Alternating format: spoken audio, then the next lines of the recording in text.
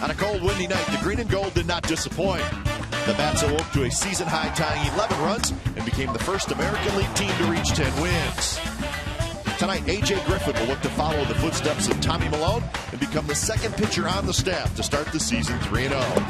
Coming up, the A's go for their 5th straight win versus the Astros this year, and it's coming up next.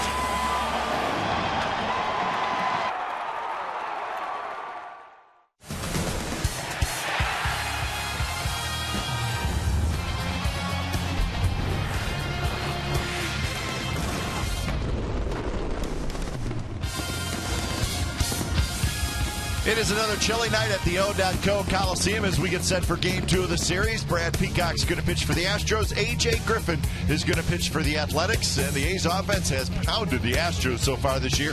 They'll try to do it again tonight. So it's the Astros and the Athletics coming up on Comcast Sportsnet Plus.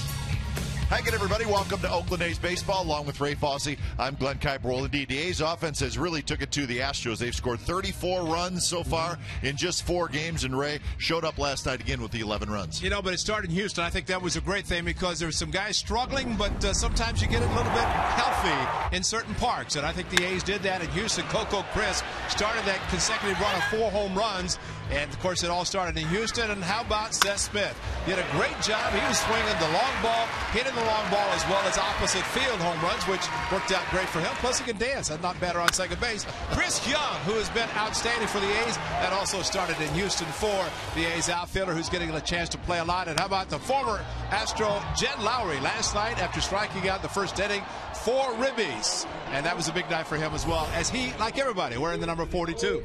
Worked out well for everybody last night. A.J. Griffin making his 3rd start. He's pitched very well, and he's won both of his first 2 starts. You know, he's very aggressive. It's always great when A.J. takes the mound because you know he's going to be aggressive. You go back to last June against the Giants when he pitched very well in that game. But he has a great curveball. He mixes his pitches. But I think the infielders, the outfielders really love the fact he gets the ball and he throws to not waste any time. And I think that's a plus for him. In addition to every pitch he throws is a quality pitch, as you just see the curveball that he is able to throw and pitch effectively. So the A's won last night 11-2. They'll try to make it 2 in a row tonight in this series over the Houston Astros. Well, lineups at first pitch when we come back to the Coliseum. Another chilly night and a Major League debut for that young man, Shane Peterson. We'll be back.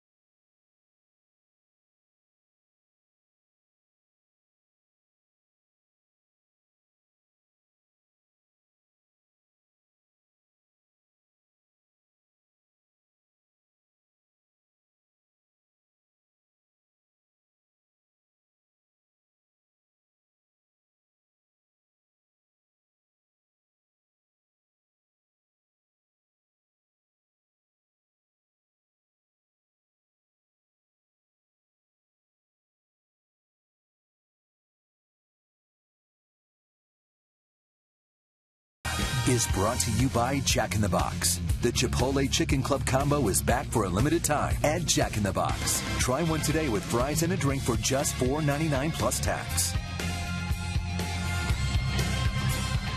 A.J. Griffin and the Athletics take the field in the all-whites tonight as we are getting close to first pitch, game 2 of the 3-game series between the Athletics and the Astros. Let's check the game time weather presented by the Santa Cruz Beach Boardwalk. The admission-free boardwalk is open this weekend. Another cool night. Not quite as windy as last night, but still chilly. And you see the American flag at half-staff tonight. Yep. In honor of the ones we've lost in Boston.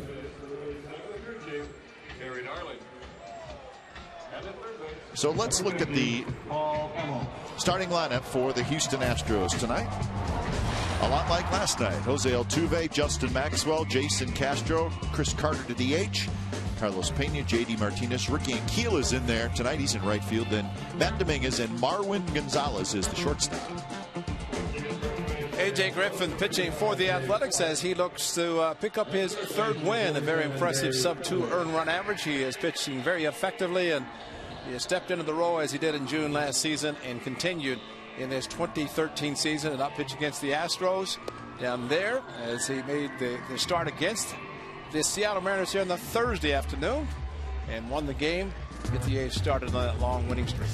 Here's the defense for the Athletics. Smith in left, Young in center, Reddick in right, Donaldson, Lowry, Sogard, and Shane Peterson. That's a major league debut, folks, for the first baseman. And John Jasu is the catcher. So there's a good look at Shane Peterson. The reason he is here is Brandon Moss is on paternity leave. So, big night for Shane Peterson. Griffin kicks. And the first pitch to Jose Altuve is low. So we're underway from the Coliseum. A's won last night 11-2.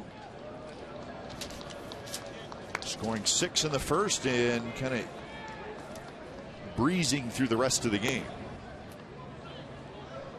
So A.J. Griffin trying to go to 3-0. Tommy Malone won last night. He is 3-0.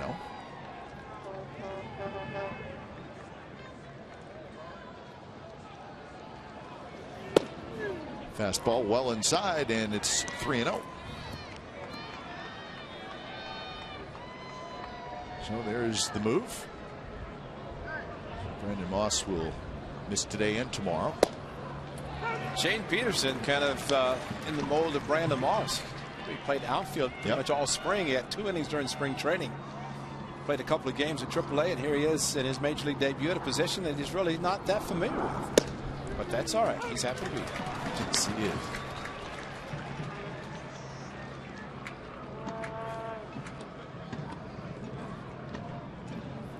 So 3-2. And it's a walk to the leadoff man here in the first inning. Threw all fastballs, and A.J. Griffin likes to mix his pitches, but he fell behind Altuve with the first 3 fastballs. And batting in the second position. Well, that is why Brandon Moss is on paternity leave. He's a father for the second time. Brody Dylan Moss, born this afternoon. So congratulations to Brandon and his wife Allison. So he's going to enjoy himself for a couple days and then get back to work. And Jaden, their first son, was born in 09 in October, so he's approaching 4, so that's a nice little age difference between the 2. And so Brody will have a nice big brother to help him along and then beat him up eventually. Yes, he will. You got to watch out for that. Take care of your little brother, because when little brother gets bigger, little brother remembers everything that big brother did. That's right. That's what I keep telling my grandsons. Now the paternity leave, you must remain on paternity leave at least 1 day, but no more than 3 days. Which is perfect. Which is exactly with the off day on Thursday. Moss will more than likely fly with the team to St. Petersburg on Thursday. And he could take the red eye late, you know, but it's an all-night flight. Plus, you're losing the 3 hours going back to the farthest team in the Southeast, American League anyway. Line drive, and getting back is Altuve. So Donaldson grabs it. Sounds like maybe a broken bat line drive. And Altuve, I think really Josh Donaldson just showing off his strong arm, maybe loosening up a little bit. Ball was not hit that hard, and Donaldson handled it perfectly. Altuve, as good base runners will do, started, realized the line drive was in front of him, and had to make sure the ball landed without being doubled off. And Maxwell just threw the bat in the stands. I guess it broke it badly enough he can't reuse it, or he's upset that that's all he got out of the use of the bat. So 1 out, and here's Jason Castro, the catcher.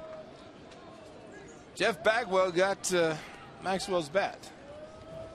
Jeff Bagwell's put on some. He's got his batting gloves on too. He does. He's ready. I mean, he's front row. Bob Uecker seat. Foul back. I like the attitude that A.J. Griffin has. And again, we talk about the Astros, and sure, they're an up-and-coming young team. But the amazing thing and the great thing about a young pitcher, they do not take anybody lightly. He'll pitch against the Astros like he will against any other team that he faces throughout the 34, 35 starts of the season. And that man, Kurt Young, we wish him a happy birthday on this special day. And he said no better place to spend your birthday than at the park on a game. So Kurt Young, happy birthday, and born on the same day as Brody was. That's right. 2-1 to Castro. Castro was 1 for 4. Altuve takes off. The throw is there, and he's out. So Shane Patterson made a nice throw, and that's out number 2. Well, the big lead that Altuve had, he was telling everybody he was going to be leaving in just a little bit too soon. And what a nice throw by Peterson to shortstop Jet Lowry. And, you know, that's a big lead, and he left early. And fortunately, the throw right on the bag, because it took a good throw from Peterson to be able to get the runner at second. So a nice caught stealing. High fastball, swing and a miss. Yeah, you have to wonder too, and maybe Altuve felt that Griffin, who when Jaso gets a sign from the dugout that maybe he was not going to be throwing over, and that's why he got the huge lead in the early jump, and he's talking about it on the bench. Strike 3 called, inside corner with a fastball. Leadoff walk does no damage against A.J. Griffin. Nice pitch to end the top of the first.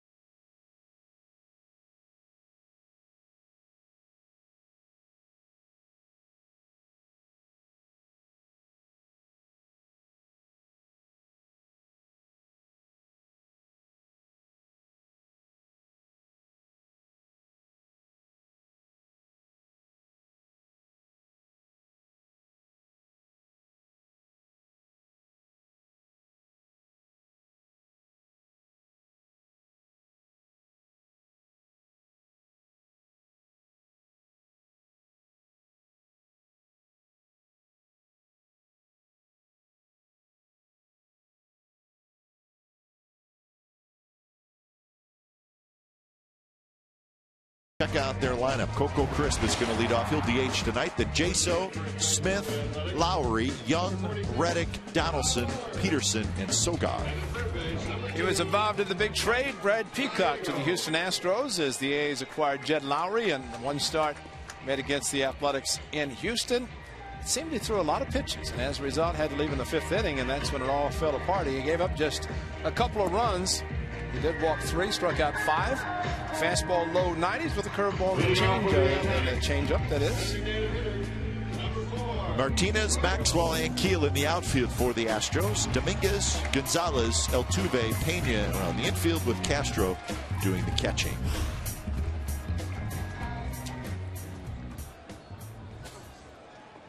Strong look tonight. Is that a mask or is that paint? Spent some time on that one. Is it a mask or painted? It looked like his eyes are really recessed, almost like a mask. I hope it's a mask that we can wear it a long time, or a lot of different times, instead of just once. Take off the paint. It's one way to look at it. Oh, you have to figure it out somehow. Coco DHing tonight. He missed a couple of games with a little bit of a strained left groin, but the way he was running around last night, it did not seem to be bothering him. He was motoring around the bases. Well, it's nice he's DHing tonight, day game after this game.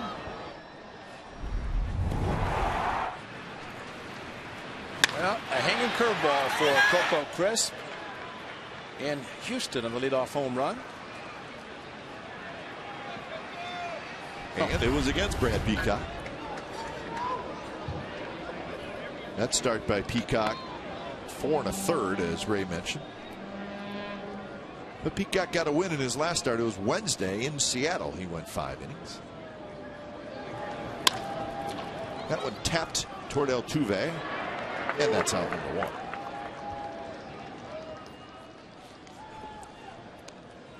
So that leadoff home run in Houston was his 7th as a member of the Athletics. He's got a little work to do to get to Ricky Henderson. He needs to catch Campy at 10. And then Ricky, that might be a record that's never broken. That's a lot of home runs. That's probably not going to be broken. You're right. A lot of home runs. First pitch to Jaso, a little bit up and out. Well, it seems Bob Melvin, the A's skipper, has kind of positioned his catchers in the number 2 spot in the batting order. Saw Derek Norris last night, although Josh Reddick got the night off. That Seth Smith hitting 3rd tonight with Reddick down in the 6th spot. But Bob Melvin's the master at positioning guys in the lineup to succeed. And they seem to all come through wherever he puts them. So 3-0 to Jaso with Seth Smith waiting in the on-deck circle. A's come in with a record of 10-4. 4-4 at home and 6-0 on the road.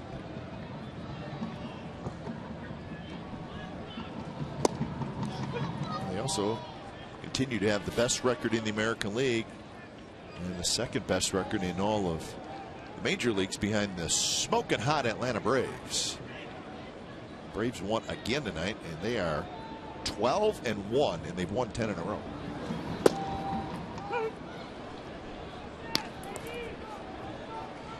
And they may be feeling just like the 2002 A's, that they'll never lose. And they're halfway to the A's 20-game win streak.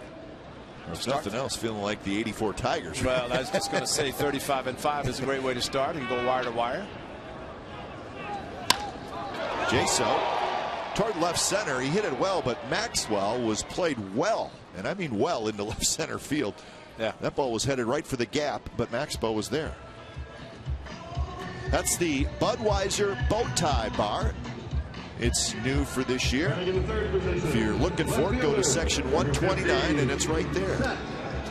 So purchase a jersey if you want. You can do a number of different things in there. It's the Budweiser bow tie bar. Again, it's behind section 129. That would be behind about the A's bullpen. 121 directly behind the A's dugout, and then out to 129. So approaching. That's right. Head down the left field line. That's right. Looks like a nice place to visit. Sure. Watch the game, have a cocktail. Not necessarily in that order, right? Not necessarily at all.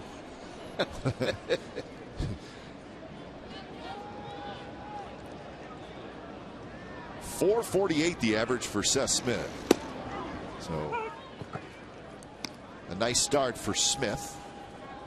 He's got a homer and 6 RBIs.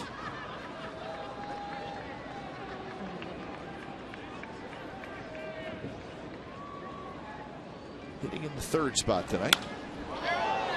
And he got jammed a little bit toward Ankiel in right center, and he makes the catch. Side retired. So Brad Peacock has a 3-up, 3-down inning, and we are scoreless after 1.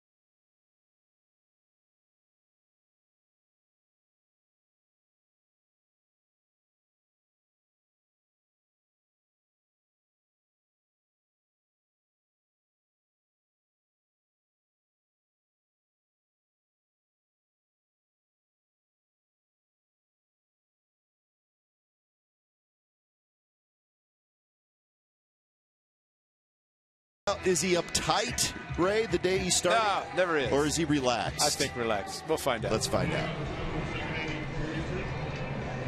It's not as cold today, man. It's good. It was chilly last night, man. I'll take it better way. I'm doing good. All right, there's your answer. That's a Southern California He's native. Cool. He's cool as cool can be. A.J. Griffin, as we've got to know him, a very nice young man, and he's not afraid to come up and say, "Hey, how you doing?" Which is, it's kind of nice.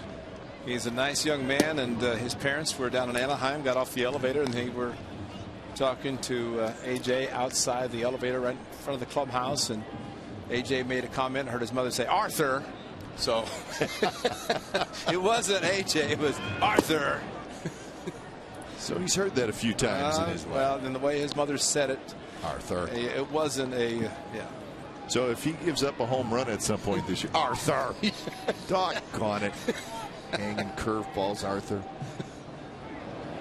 Right now he's trying to establish a fastball, and maybe he should start throwing some curveballs because the fastball is not working that effectively for him. And when you start walking batters, especially aggressive hitters, then you know the fastball so far off the plate they're not willing to offer at it. So second inning in a row, we have a leadoff walk, and Griffin's a guy who is a strike thrower, so that's a little strange.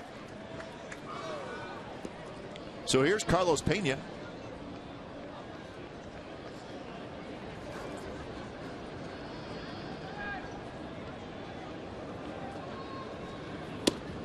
Pena was 2 for 4 last night with an RBI single.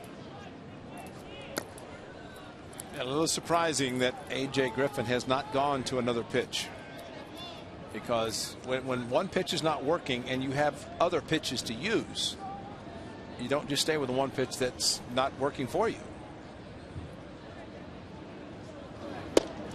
Missed again. So C.J. Wilson doing it in Anaheim the road trip, and he just kept staying with a fastball and kept shaking off his catcher, tried to call some breaking pitches, and they shook him off. Missed again with a fastball, and now it's 3-0. And I would believe it's alarming for a control pitcher when they are having trouble throwing strikes because they're not used to it.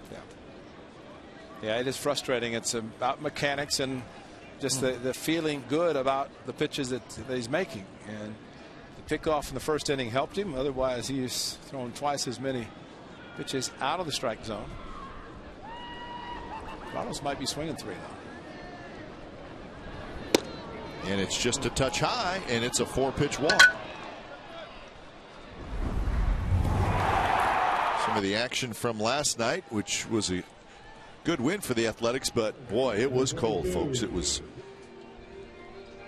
Did you say a good wind? A good wind, but it was very breezy. Ray, you've been here a long time, and is that as cold as you felt? Yeah, that's chilly. There was a player, a broadcaster, and you know when you have to put the heavy jacket on, as soon as first pitch, you know it's cold. It's cold tonight too. It's just not quite so breezy. But the outfielders and the infielders all struggled with pop-ups, which that'll tell you just how breezy. 14, J.D. Martinez. So right now, Griffin trying to figure it out. He's walked Carter. He's walked Pena. 2 on, nobody out for J.D. Martinez. And that one misses inside. And he continues to miss with the fastball. Kurt Young went out to visit, and of course, maybe Kurt detected something that AJ was doing incorrectly. That's a strike, but the problem is you stay with the pitch, the one pitch, the fastball. Now that he's throwing a strike, now the hitters are waiting. They're going to be looking for the fastball. And if you throw a 4-seam fastball down the middle, that's when you can get burnt as well. So now the count 1-2. Griffin has walked 3 already in this game. He walked a total of 3 in his first 2 starts. 2 against the Mariners and just 1 against the Angels on Thursday night. Curveball, and Maxwell was able to lay off, or J.D. Martinez, excuse me. He had a notion to swing at it, but held up. Well, they started at location with a curveball at a couple strikes, and to the point that the hitter could see it as a strike, but was able to stop his swing in enough time. High fastball. Last year, A.J. Griffin had 3 games in which he did not walk a batter. The most he had in any one game was 3. That was at Yankee Stadium. That was in September the 23rd. Carter at second, Pena at first, and that one's line foul as Martinez was way out in front.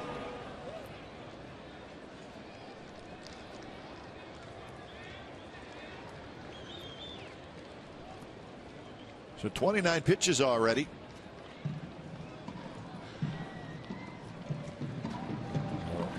Griffin working hard here in the second inning. Popped up. Smith in left field is coming in and over. He's got it. So Martinez is retired. That's the first out here in the second inning. And that was back-to-back curveballs. And he has a great curveball. And we've shown the curveball, which he throws it with just the middle finger, which is very hard if you think about trying to throw any type of a pitch, just one finger. But a curveball is very good for him. So here's Ankiel.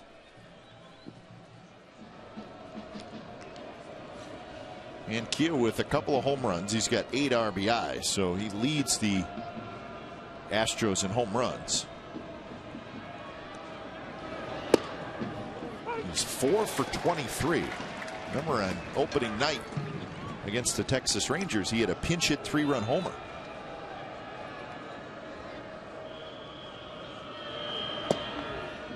But when we saw him in Houston,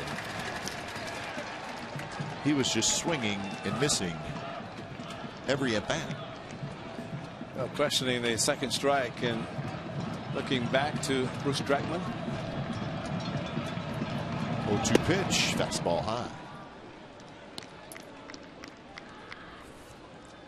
There they are. Bruce Dreckman calling balls and strikes. Your crew chief is Gary Darling. He's out near second base. And Keel swings and misses. Ball just squirts away from Jaso. That's going to allow both runners to move up. But it is a strikeout, second strikeout for Griffin. It's a base running by both Carter and Pena as the ball hit the dirt, scooted away from John J. So. No hesitation by either runner and to advance, but Keel way out in front, missing badly the curveball thrown by Griffin. So he's gotten 2 outs in this inning, both on the curveball, the fly ball to left field, and the swing and miss by Rick Ankiel. Here's Matt Dominguez. Dominguez was 0 for 4 last night.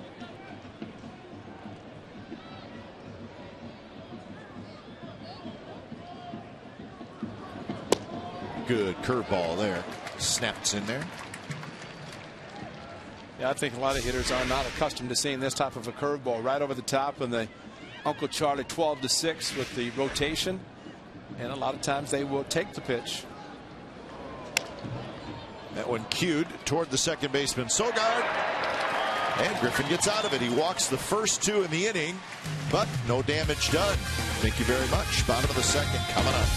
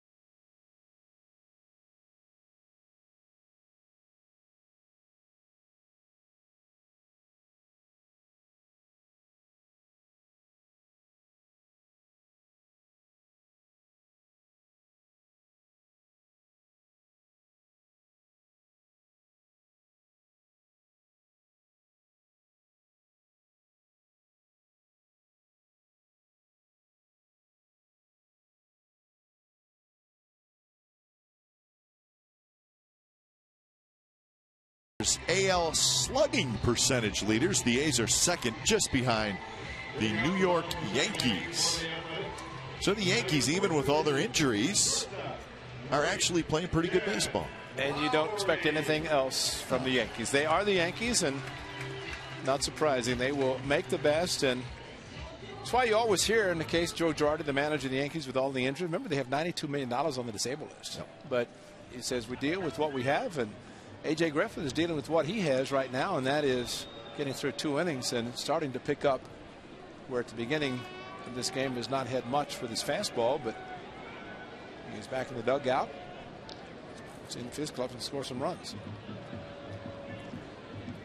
First pitch to Lowry, shows bunt, takes a strike. The A's lead the majors in runs, doubles, walks, and extra base hits.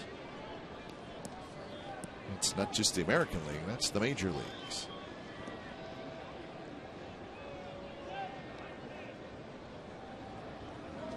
Lowry a big part of that, hitting .385 with 3 homers, 12 RBIs. Probably not thrilled about that pitch. With the double ear flap, he can turn away or turn in. He's covered either way. He's protected, and that's the great thing about the double ear flap. I admire players, in the case of Jed Lowry, that will, at this level, Major League Baseball, wear the double ear flap.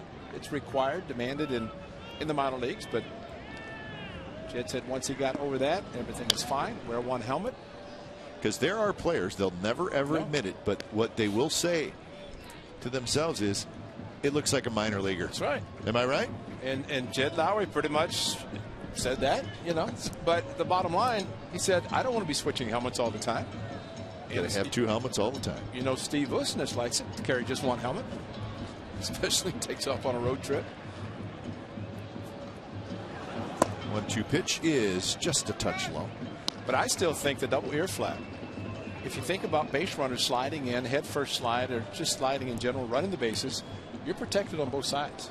Because if you are wearing just an ear flap, one ear flap, one side of your head's exposed. And you want as much protection as possible, especially with these new helmets that are the 100s that will stand a 100-mile-an-hour fastball. So if you are a right-handed hitter, so you got the ear flap on your left ear, you think about being at first base and diving head first back in on a pickoff. That's right. Your right ear is completely exposed. And that happens sometimes. You see a guy get hit in the head or in the shoulder or on a pickoff attempt. About a head first dive into second base on a double and a guy thrown from right field. There you go. That one's hit well to right center. Long run for Ankiel and Maxwell, and it's going to be Ankiel who gets there. Ball was up in the air, kind of just hung up there and gave Ankiel plenty of time. Maxwell was again shaded way over toward left center. With this wind blowing, do not try to go up too high with the fly ball. Jed Lowry, he's upset. He knew he got it too much in the air, just missed it, got under it, and good hitters realize that. Chris Young. Type. Yes. I want to say hello to the new Mr. and Mrs. Scott Dempsey. Can't call her Lindsay Fossey anymore. No. It's Lindsay Dempsey. They are watching our telecast from down in Arizona, back from the honeymoon after a beautiful wedding on April the 5th. And now the new Mr. and Mrs. Dempsey. Congratulations. Well, to them, for sure. They had a nice honeymoon. Where'd they go? It's someplace that I know I didn't go. If you can't pronounce it, it's probably really beautiful. It was a very nice, beautiful island, and how times have changed. Yeah. But they good. deserved That's it. They had a great time, and now back in the Scottsdale area and enjoy life as a husband and wife. Hope he likes baseball. Oh, he does. All right, good. He does. He's maybe a White Sox fan a little bit, but we're convincing him. I know Lindsay doing her best to convince him to be an A's fan. Well, if he's a Hawk fan, well, yeah, Hawk Harrelson, then he's good with us. Well, his dad really likes Hawk. I think I remember that. We love Hawk. Yeah, Hawk is a good man. Hawk's the best. But they're A's fans now, especially if Lindsay's in the mix. They're A's fans. 1-2 to Young, and a pretty good pitch. Strike 3 called. So Brad Peacock has retired 5 straight. So he's much sharper than he was against the A's in Houston. Well, he's throwing strikes, and just looking at that game and saw the number of pitches he threw early, something like 89 in just 4 and a third innings. And brought in Cedeno, as you mentioned last night. He couldn't get anybody out in the 5th inning. The A's scored the 7 runs. But Brad Peacock, and I think of Jeremy Bonderman. Remember, he was traded away, went to the Tigers. Every time he pitched against the A's, he was emphatic. He wanted to beat the A's. And maybe Brad Peacock wants to do the same here in Oakland. So here's Reddick. Josh Reddick, who played for the Red Sox and, of course, traded the Athletics. The A's fortunate to have him last season. He is kind of representing, I think, and showing his support for the tragic event that occurred yesterday. He's wearing armband that says Boston Strong. Boston on one black wristband, and there it is, Boston Strong. So that's not surprising. Josh Reddick thinking about the folks back in the city in which he played and really enjoyed his time there, but even more happier to be right here playing for the Athletics, and we're happy to have him. 2-1 the count to Reddick.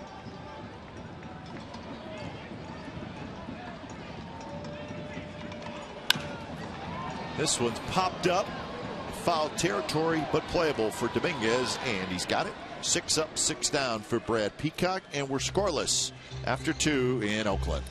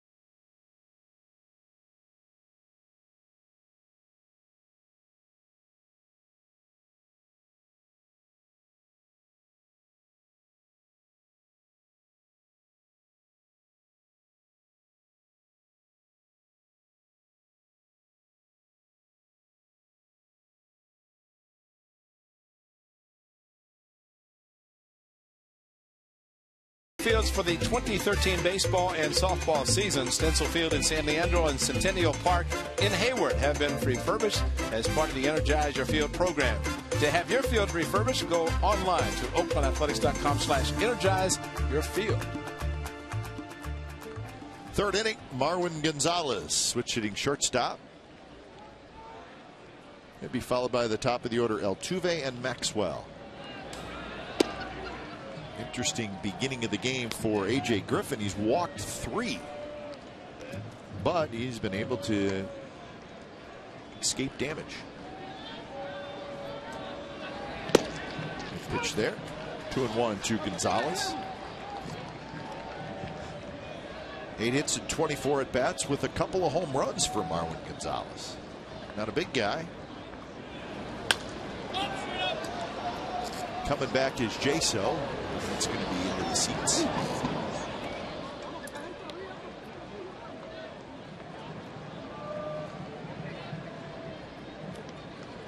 What if he has one inside his jacket like the guy last night?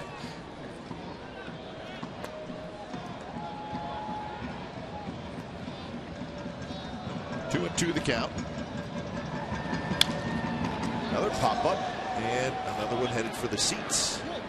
Kuiper, speaking of balls into the seats, last night Nate Fryman hit one deep into left field and first major league home run. Happy to report, talked to Steve Vucinich, and I said, Vuce, what did the fan ask for? He said the fan just came down and said, I'm proud to have caught Nate Fryman's first major league home run. All I would like would be an autographed baseball from that Nate Fryman. And this one is going to go to the wall, and Gonzalez is going to have a leadoff double. So right back into the stretch is A.J. Griffin. It's been one of those nights so far.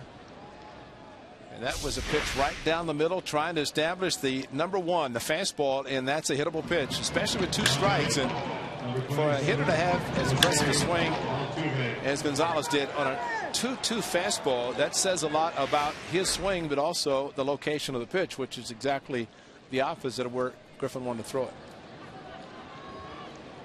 So that's the first hit in the game, and it's a Marwin Gonzalez double. Here's Altuve, and that's a little flare, and that's going to get down for a hit. Reddick plays it. They're going to hold up Gonzalez. Reddick comes up throwing. So first and third. Nobody out. A little reputation right there. Altuve was not wasting any time. Got the fastball inside out to move the runner over to third base. Got the soft base hit to right field. But A.J. Griffin tried to quick pitch him and tried maybe to sneak a fastball by him. But Altuve was ready and did exactly what I'm sure Bo Porter was hopeful that he would do, and at least advance the runner, and he himself ends up getting a hit. Here's Maxwell, who hit a soft line drive to Donaldson in the first. Curve stays high.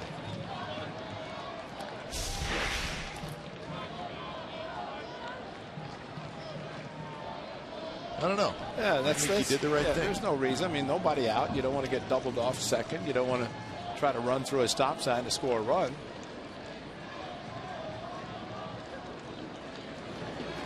Swing and a miss. Waved at by Maxwell. 1-1.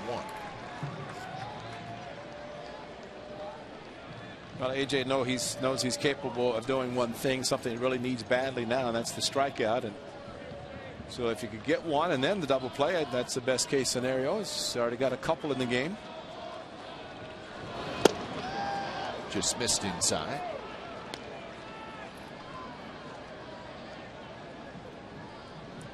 Castro will be next, left-handed hitter.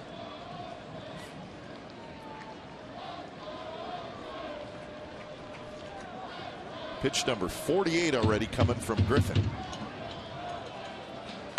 And the curve is hit into left field, the base hit. That one just kind of hung up there. And Maxwell swung at it like that's what he was looking for.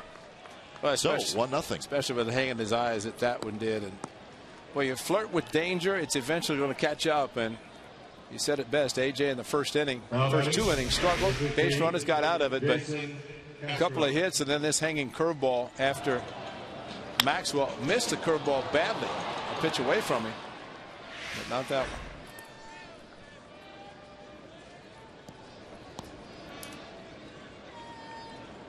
So here's Castro. Maxwell gets his 5th RBI. Now AJ has to stop the bleeding. Got to avoid a big inning. And the first pitch is low. Castro struck out looking to end the first inning. He's got 1 home run on the year, and that was against the Athletics. He dropped one into the Crawford boxes in Houston. Strike. Castro thought it was outside. Boxes extend or protrude over the outfield. Very inviting, I guess. Boy, Ace took advantage of it a couple times.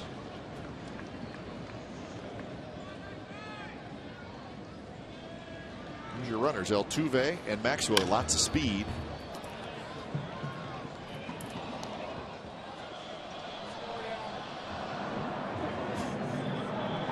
So I went to the A's game as an A. There was a lot of time spent on that outfit. Give him lots of credit. How did he get it in the stadium? I can see him sitting out there in deep right center field. So could Tommy Edson. I don't know if he's sitting down, though. It looks like he just made me stand I think up the whole he's propped up against one of the suites. And I guess the people in those suites, or there's nobody there. Fortunately, they're not, because they wouldn't be able to see anyone. There he is. Better stop and go down there. He's got big hands for an A, doesn't he? Smith going back. Altuve's going to tag up, and he's going to try for third. Smith's throw is there, but it scoots by Donaldson, and both the runners are going to end up moving up. Seth Smith knows that the best thing to do is to throw to second base, because once the throw went to third, the trailing runner was going to follow, and that was Maxwell. And there, at that point, strong throw, but just not in enough time. And as a result, 2 runners now in the scoring position instead of the possibility of a double play with Chris Carter up. Carter now with first base open and a couple of runners in scoring position. A little bit different situation for A.J. Griffin.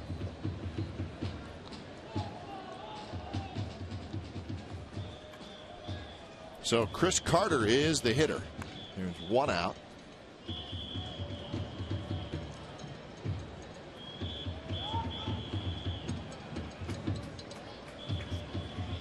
So the birthday boy heads back to the dugout.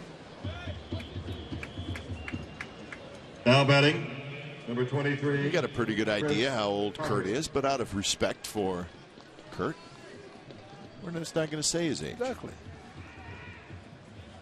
There's no reason for that. Well, he played in the '89 World Series, so we know he's at least 33. How old was he in 1989, Ray? Just born like Brody today, huh? Could figure it out, but we're not going to do that, Kurt. No, just happy birthday, Young Kurt. man. He's where he wants to be at the yard.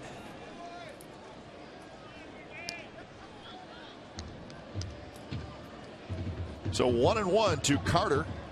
Carter walked leading off the second. He's got an RBI opportunity. Shift is on. Sogard playing over behind second base. Heard for a strike. Carter saw it, just couldn't pull the trigger. Excellent curveball and right over the top, 12-6, and I think until 2 strikes, some hitters just will not swing at the curveball. Now he has to. He gets to Young, and it's going to get down for a base hit. Altuve's going to score. Maxwell will head to third, and Carter waited on that one, and he's got an RBI single, and the Astros lead 2-0. Well, unfortunately, A.J. Griffin is not consistent with his curveball. He throws one good one, as he did to Maxwell, gets a swing and miss, then he hangs one for a base hit. Same with Chris Carter, and this was a hanger. And he waited, but perhaps seeing the previous one and the spin that he took, just it's unfortunate that the sharpness of the curveball is not there. So 4 hits in this inning, and still only 1 out. Here's Pena. There's a runner at third. There's a runner at first.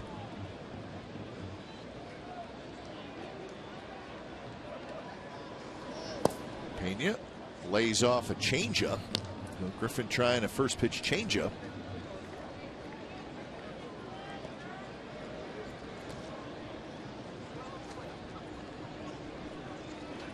58 pitches with 1 out in the 3rd.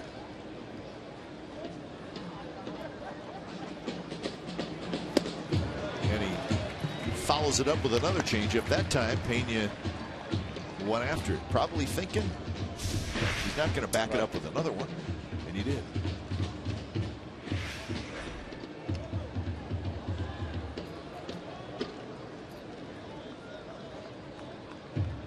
Hard ground ball right at somebody would be a good thing for Griffin at this point.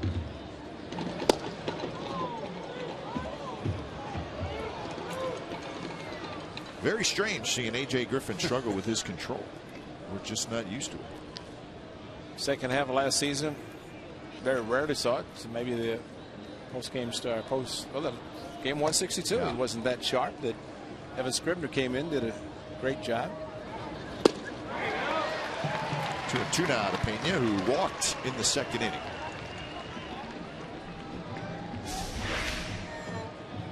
Great curveball. Just see now if he tries to throw it again, or should it go to the changeups and that sink away from the left-hander. Forcing fastball grip. And Pena slowed his bat down and just got a piece of it.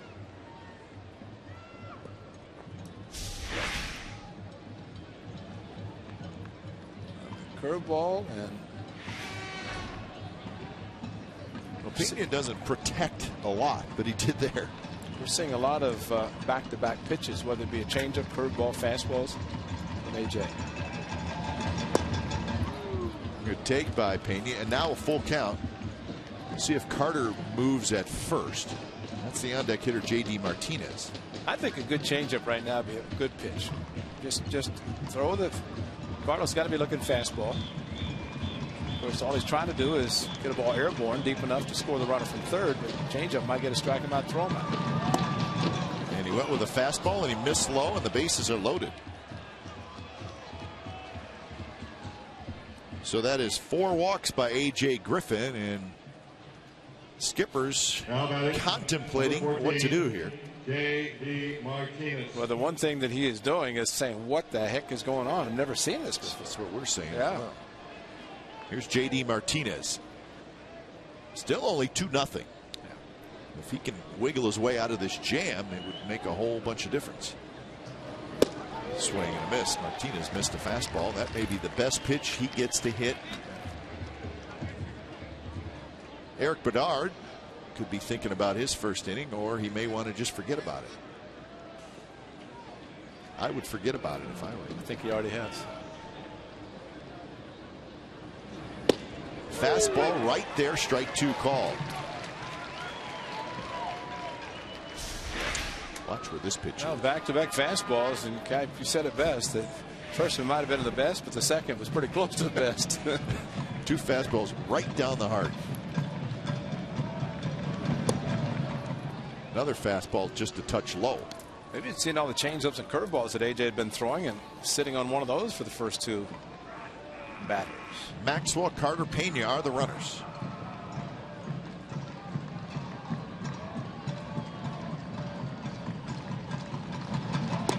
Curve, and he laid off, and it dropped low. Well, it's not that bad of a pitch, but as it started down, it's kept going down and near the ground.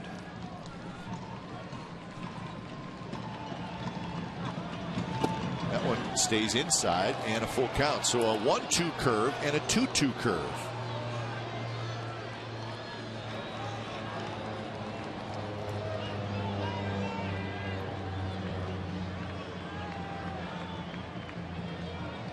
Payoff pitch with the bases loaded. Fastball struck him out swinging. So Martinez had some pitches to hit, but could not do it. But evidently, John Jaso wanted to have him throw something else because he shook. Now batting. And maybe shook Number to the 28, fastball, although there are times a Van catcher will Field. ask his pitcher to shake his head just to get the hitter to think a little bit.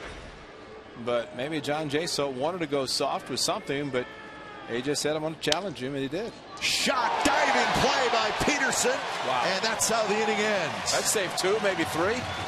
What a play. So 2 runs scored, could have been a lot worse. Check out the play by Shane Peterson.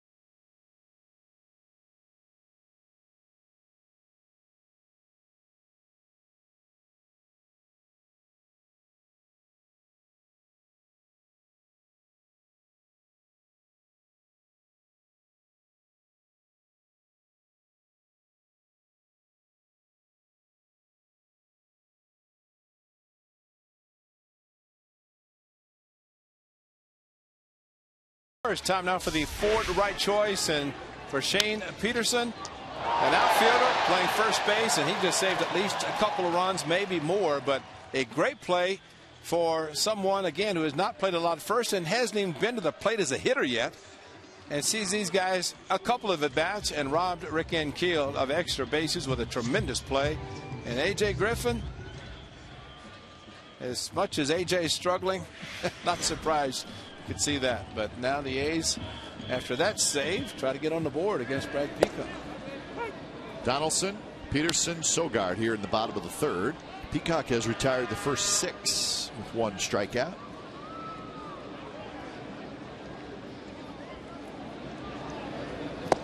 Good changeup there, 81 miles per hour.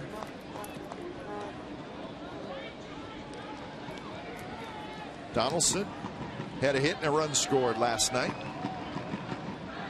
11 hits in his last 29 at bats. That covers the last 7 games for Donaldson.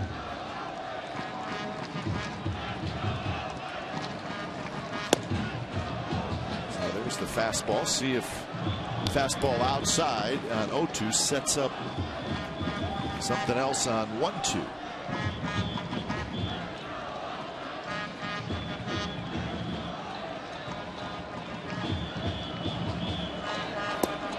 Drops low. Well, one thing for sure, you can see why the A's like this arm for Brad Peacock, and also why Bo Porter and the Astros are willing to give up Jed Lowry, a very good hitter, a good shortstop, to acquire Brad Peacock from the A's, along with Chris Carter and Max Stassi.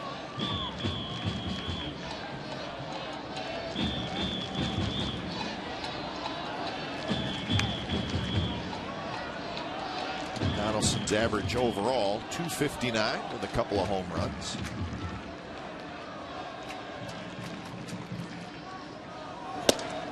Strike 3 called on a fastball that looked like it may have been outside.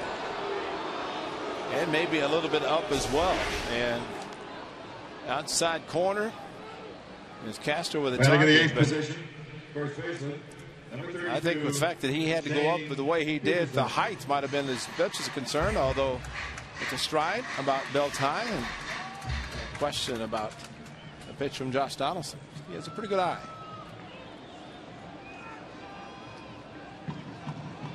So Shane Peterson, major league debut at the plate. We've seen him in the field, and the first pitch he sees is a breaking ball for a strike. He was having a terrific season in Sacramento. And what he did, Ray, is he opened eyes in spring training. Yes, he did. Well, he knew as much as he was playing the outfield that he was not going to make the club, simply because the A's had 5 major league outfielders who were going to break with the club. But he did not disappoint anybody. Fastball from Peacock, just no contact there.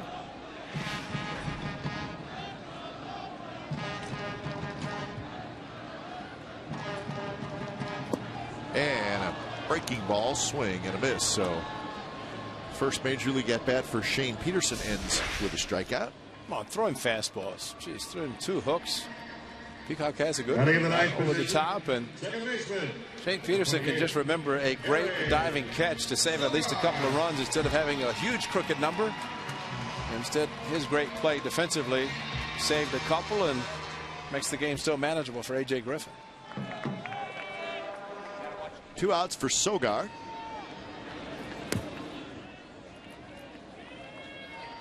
Sogard hitting .235 with 1 RBI. He's 8 for 34.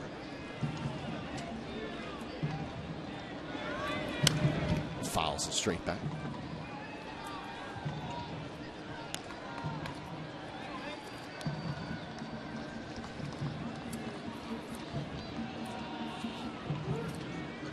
Eight up, 8 down for Peacock.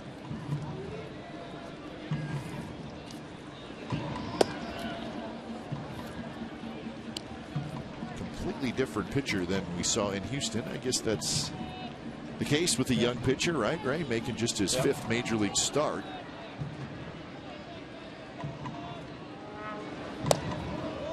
He was traded so late. Okay, he's in the A's media. I know. I was just looking for him, and don't have to look far. Just open your Open A's guide, and he's right there. It was a late trade. Mike Selleck does a great job of putting together the media guide, and already had Brad Peacock. Right center, and nobody's going to get this one. Bounces off the wall. Sogard rounding second, and he will make it to third with a head-first slide. 2-out triple for Sogard.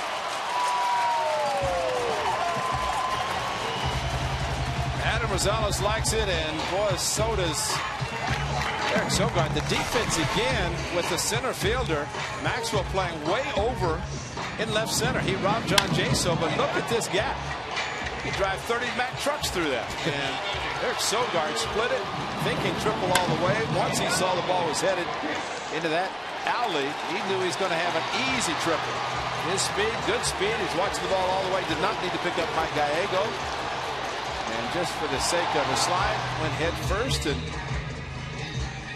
nice bit of running, nice piece of hitting.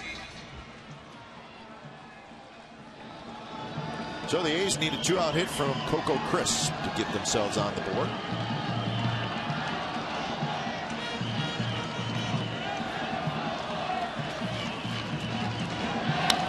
Coco lofts one down the right field line. Ankiel on the move into foul territory, and he cannot get it. That ball's not going to move.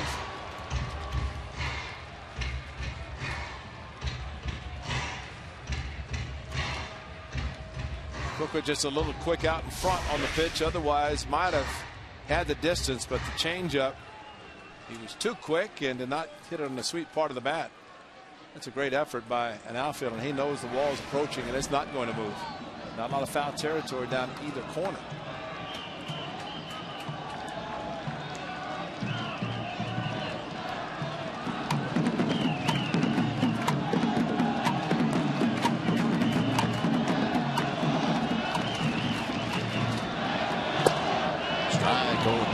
Coco bounced out to Altuve, the second baseman, in the first inning.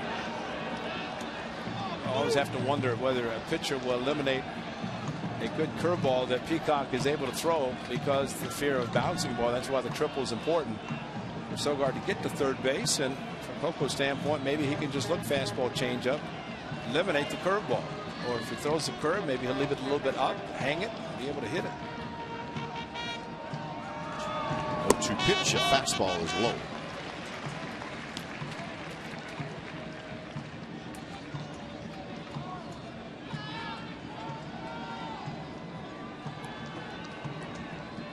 Outfield again, shaded into left center with Maxwell, so he just plays there every hitter.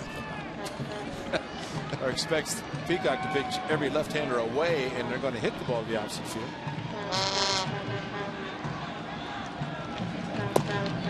Changeup floats outside, so Coco's even it up at 2-2.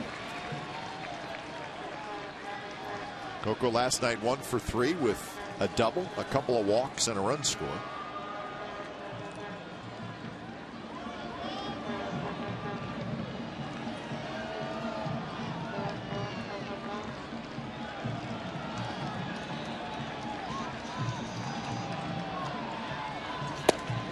Fastball outside again. Crappy's not throwing him a curveball in this at bat. Nope.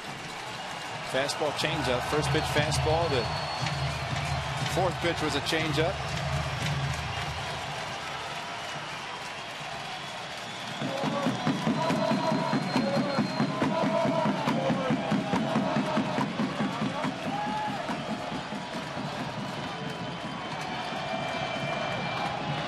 Coco's ready, so is Peacock. 3-2 pitch. Fastball, foul back. Talked about how well Coco was running last night after missing the 2 games with the sore groin. He's motoring. You think about running straight is fine. And that's when Mike Gaggle held him up and he grabbed the left groin a little bit. So as a result, DHing tonight. Sometimes when you stop, that's when it accelerate. Yes, exactly. Starting and stopping. How was that tough time accelerating? Accelerating was never a problem for Coco. He's too fast. Fouled again. As a hitter, you just have to believe that you're not going to get anything but a fastball, maybe a changeup, and that's what has happened in the at bat.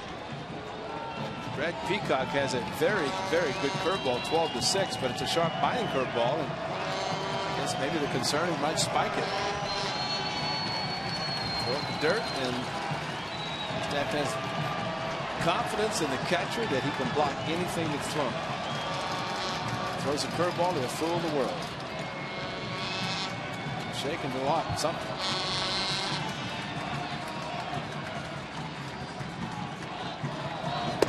A fastball, and it misses way high, and Coco has a great at bat. He gets the walk. He was geared fastball. Peacock stayed away, and there's the aggressive attempt, but he held back.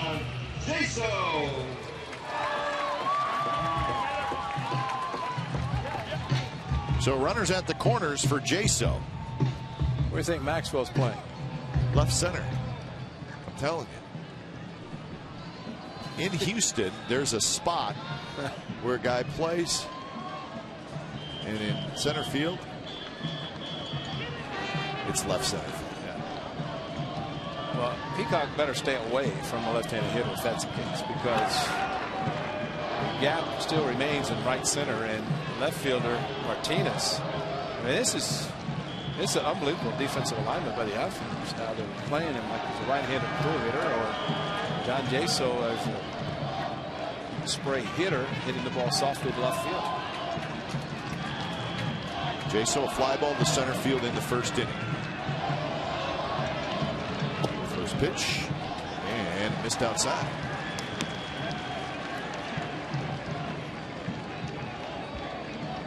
So long look down at Mike Gallego.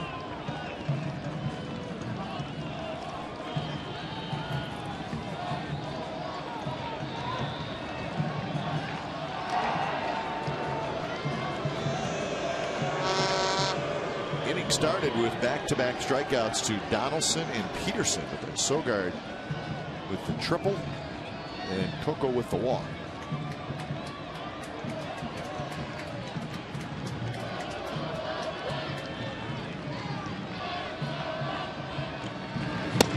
Missed again with a fastball. 2-0. So Carlos Pena is going to come in, grab the rosin bag, which he did last night. Talk to his pitcher a little bit. And who knows, Carlos might have said, you know, same thing. A.J. Griffin stayed with a fastball and he couldn't throw for a strike. You got other pitches. Yep. Use them. And got a base open as well. Yeah, but I think the aggressiveness of Sogard going for 3 and with 2 outs, they're in scoring position at second, yet he went all the way to third, and the difference in the pitching by Peacock since he has been standing at third is considerably different than early in the game. That fastball in for a strike.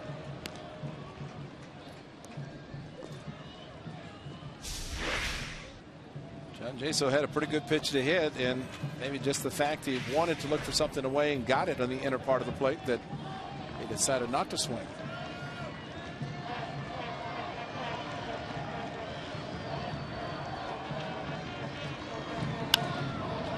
Pop-up foul territory, and Dominguez tracks it down, side retired. So the A's rally, do not score. 2-0 Astros after 3.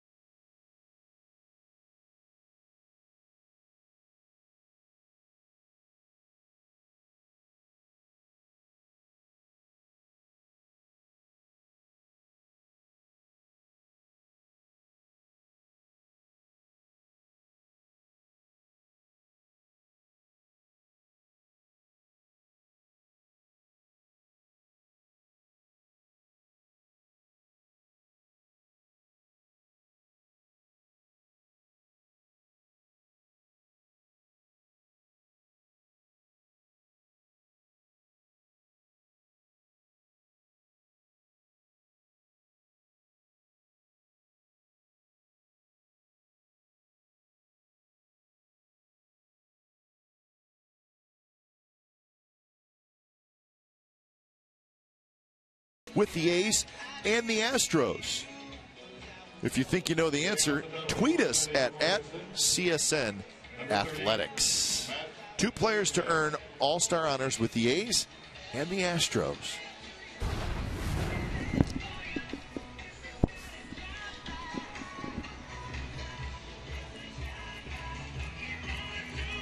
You're not going to answer the question I asked you? No, Chef Rodney came to see us. Chef Rodney finally made an appearance. Nice of him to show up and bring some food.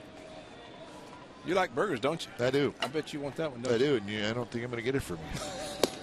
You can have it. Top of the 4th. You can have it. Dominguez, Gonzalez, Altuve. A.J. Griffin badly needs a quick inning. See if he can get it. Good start, 0-2 to Dominguez. See, that pitch is not thrown yet. That was a little cut fastball between a cutter and slider. Finally threw one. Chef Rodney brought a menu also, right? Oh, yeah.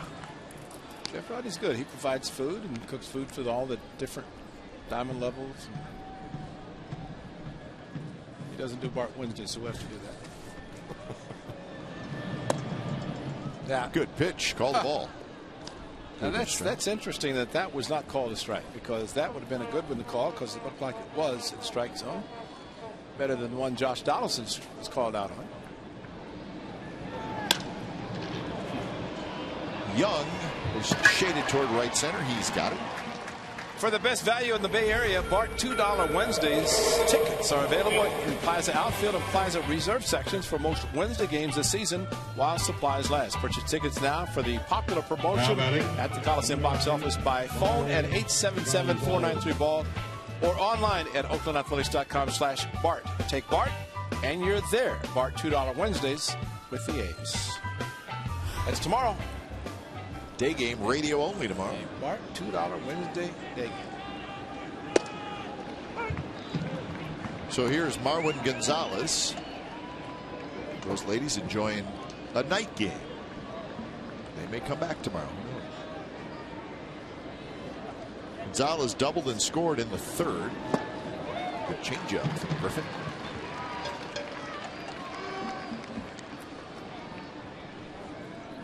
Said it many times, but I sometimes believe that a starting pitcher struggles, and as much as you won't see it happen, you have to eliminate the pitch count.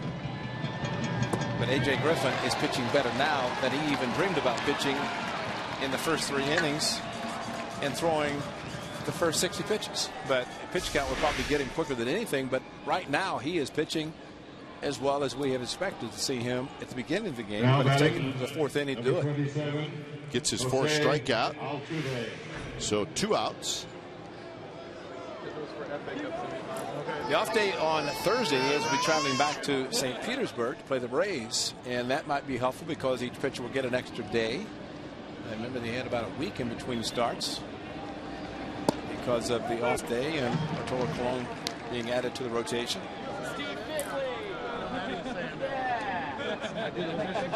Steve Finley. That looks like Finley. Burger's not going anywhere, guys. I don't want it to blow away. The wind is blowing hard, but the burger is not going anywhere. I don't want to have to eat it off the floor. Chef Rodney will bring you another one. Hope so. Chris Young on the move, still on the move, and Chris Young makes a very nice running catch. So 11 pitch inning indeed for A.J. Griffin. So he got what he needed. 2-0 Houston.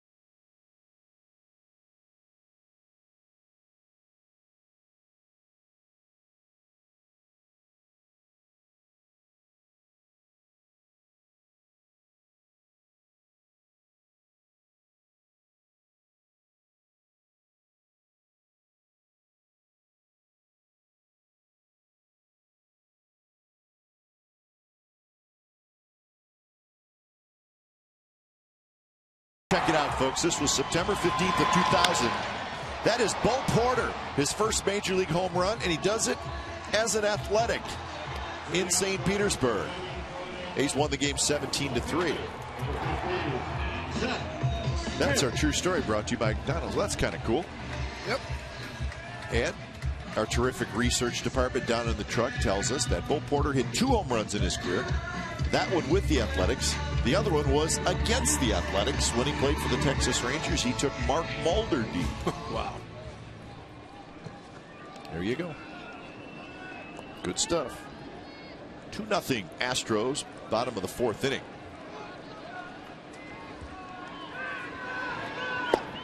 Seth Smith will try to get something going for the A's. A's finally got Peacock in the stretch in the 3rd inning.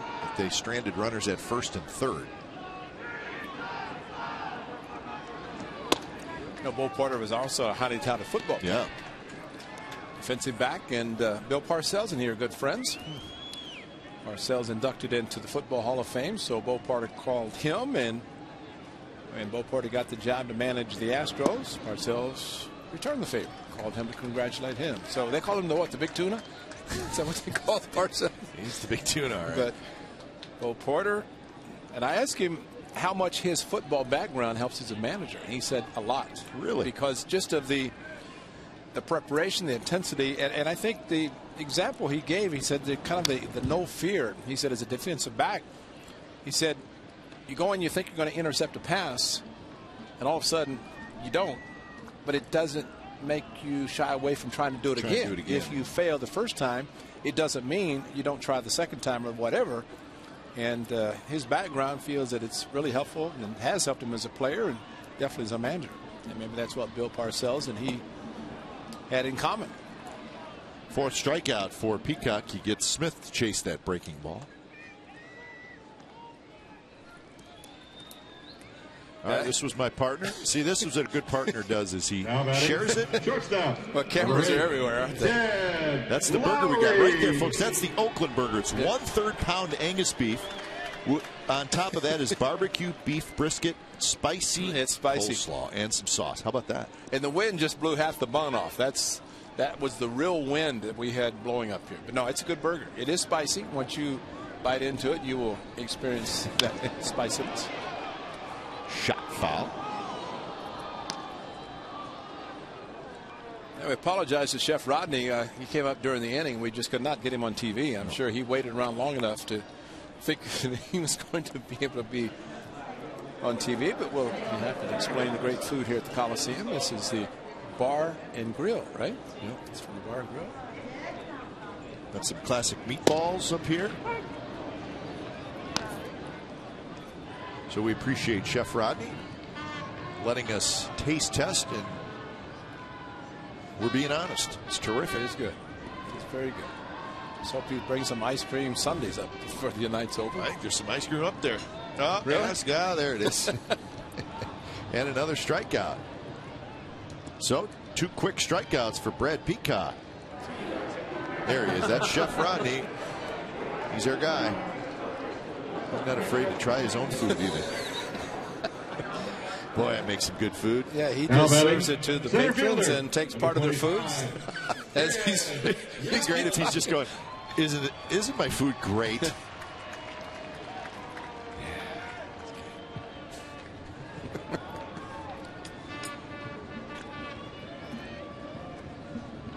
Here's Young, who lines one left center field, a base hit. J.D. Martinez has it scooped past him. Young thought about going for second. Now he's going to hold up and head back. Well, Chili Davis really likes the swing of Chris Young, and there's a perfect example. Tried to stick a fastball by him first pitch, and Chris Young was all over it. He loaded up, and the ball scooted past, but Chris Young really hustling to first base, and that's just in case the outfielder bobbles it. He started and very wisely held up as the left fielder Martinez got to the ball quickly and got it back in.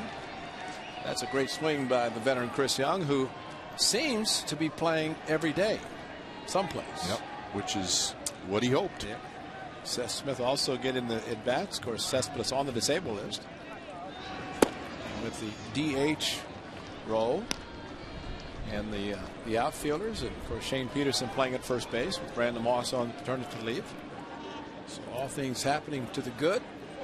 Get Josh Reddick going with the Boston Strong on his wrist, and maybe he can strong one on the seats to tie it. Reddick fouled out in the 2nd inning. And now he's ahead in the count, 2-0. So see if Josh can do something sitting in a good hitter's count. Well, the defense again shading Josh Reddick. Maybe they saw in spring training that he was hitting the ball to the opposite field, but the huge gap in right center, that's just unbelievable. Yeah, I think you're right. They're playing the same spot for everybody. Interesting.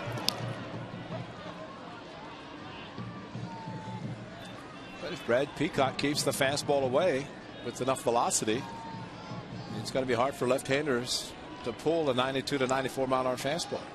And if they try to pull it, might be a ground ball or pop up anyway. Young's lead is not a real big one.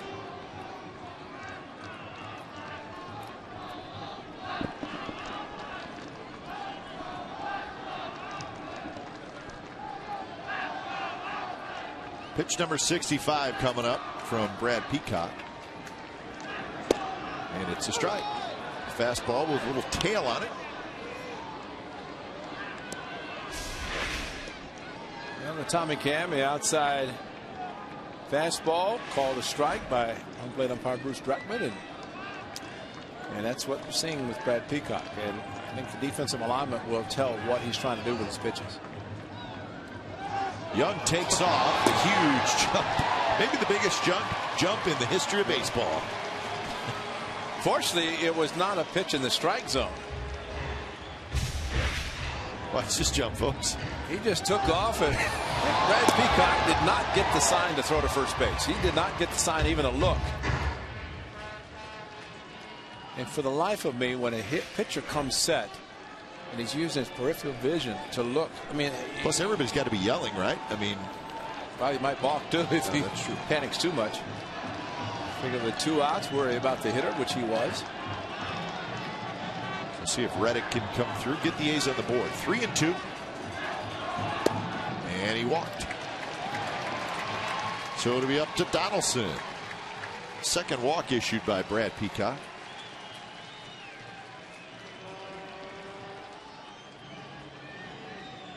Now batting. So the A's at least making Peacock work the last couple innings. Donaldson. Figuring at some point they will break through.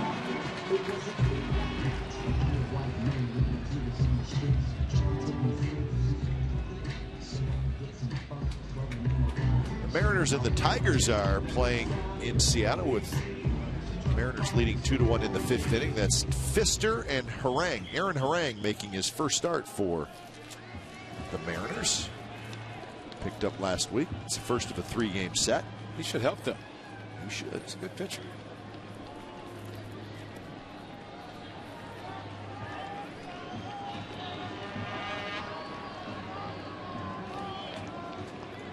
Twins leading the Angels 8-4 in the 9th inning in Minneapolis. So we'll let you know how that game finishes up. Here's Donaldson, who struck out looking. Young takes off again. Both runners take off. The throw goes through to second base, and everybody's safe. So Peacock, again, that's all he had to do was step up. Another giant jump by Chris Young. You know, the scouting report on Peacock is tremendous, because they obviously know they can run, and even more so with Josh Reddick, the trailing runner. He was not going to take it easily. He saw the throw going to second. He busted it hard. And you have to, as a trailing runner, he turned sideways to see that Chris Young was going to be running. Now get the hit, Josh Donaldson. He took a strike to allow them to steal, both to get in scoring position.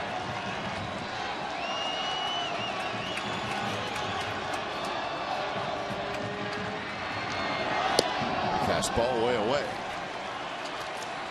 So Peacock had a chance to get himself out of this inning twice, and he didn't do it either time.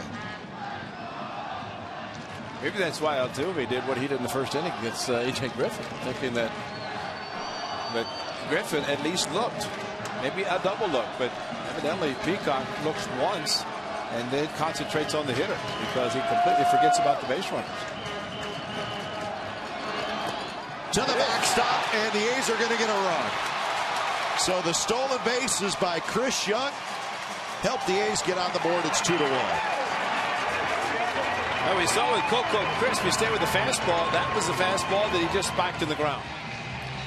So Chris Young, a single stolen base, wild pitch. And Castro tried to backhand it. It's thrown too hard, could not handle it. And the A's, thanks to aggressive base running and a wild pitch, score one, and trying to score more. Great job, Chris Young. I mean, his hit alone was spectacular. Yeah. And then his aggressive base running just made it that much better. The boys are seeing something in Peacock, especially with the runners on base. So we'll see if it continues.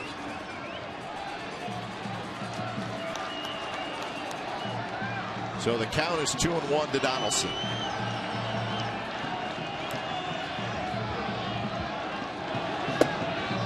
Donaldson chased the fastball, 2-2. So in the third inning, is that swing by Donaldson. But right in the third inning, Peacock struck out the first two and then got in trouble, but he was able to get out of it. This inning, struck out the first two and then got in trouble, and the A's have scored a run.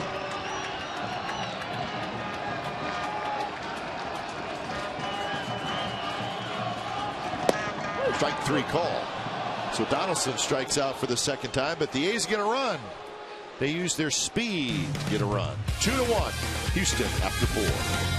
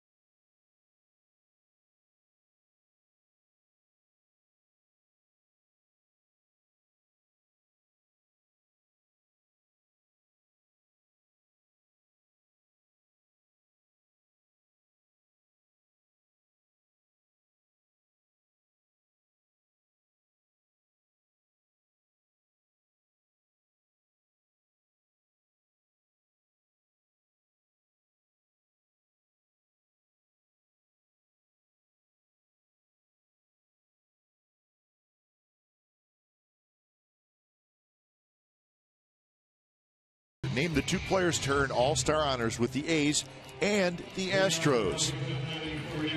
Phil Garner, how about that? And Miguel Tejada. Remember, Tejada went from the Orioles to the Astros in a trade. And Scrap Iron, not only playing there, but managing the Astros World Series in 2005. Still lives there, right? Yes, he does. And he's watching this game right now. Hi, Phil. Well, maybe not our feed. Maybe Bill Brown and Alan Ashby and Jeff Blum on the TV side. But, you know, as Phil Garner said, and the Astros and Rangers have to be feeling the same thing. I know the Rangers have been, and that is playing in the Western Division of the American League, but residing in the central part of the United States. The 2-hour time change is big. There's something about that in their notes, Ray. I'm going to tell you. It's called not good, right?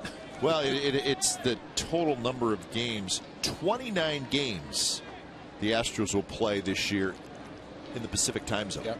So that's exactly what you're talking about.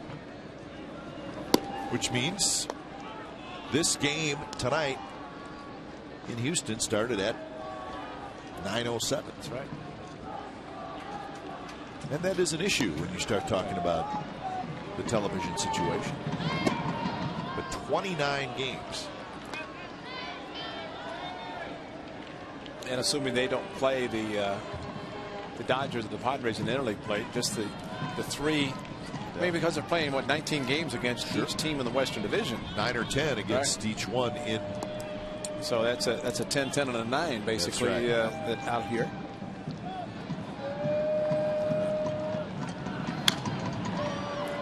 Count stays 3-2 to Justin Maxwell. But it does make a difference if you Just thinking about your division games on the road. Swing and a miss. Fastball right by Maxwell. So 5 strikeouts for A.J. Griffin.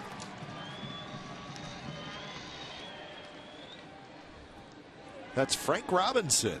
It's a very cool picture. McClymon's high. Hey, young Frank Robinson. Yeah. Still looks the same though, doesn't he? Hall of Famer. That was 1956. Got his baseball card for 58. Did he? And 56. 21-year career. Managed the Cleveland Indians, 1975. First African-American manager. Young to the wall, and he's got just enough room. Castro put a charge into it, but not enough. 2 outs here in the top of the 5th.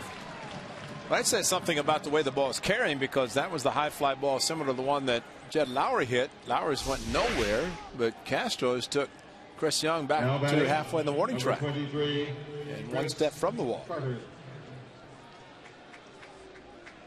So 2 outs for Chris Carter.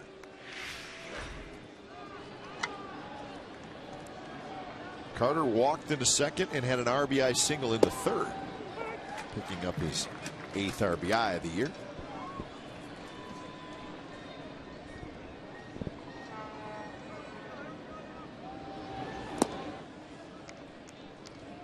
You see the pitch count for Griffin at 92 now.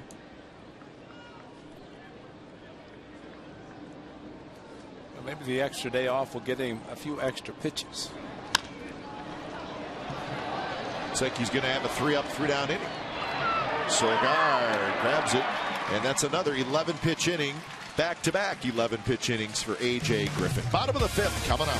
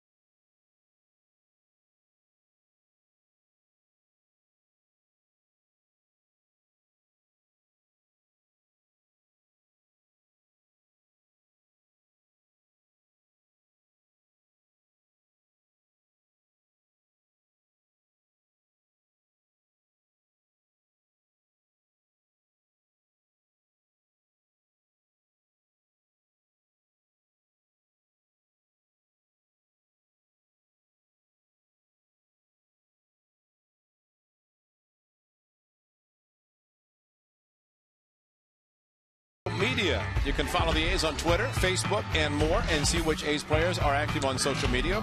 It's the A's Twitter roster. You got it. For more information, go to OaklandAthletics.com/connect today. Twitter roster. Wow. What would the man who always said, "Welcome to the Wigwam," say about the Twitter roster? Oh, yeah. Bob Feller. That's a good question. I think Bob Feller was a great pitcher, the late Bob Feller, and I don't think he tweeted. I don't think he did either. He may not have had an email address. And that's not necessarily a bad thing. That's true. I still think what Jackie Moore does as a bench coach for Ron Washington, writes the lineup out in pencil. Old timer, huh? And he said, if you're going to contact me, you better call me on my house phone. Don't try me on a cell phone, because I'm not going to answer. Don't have one.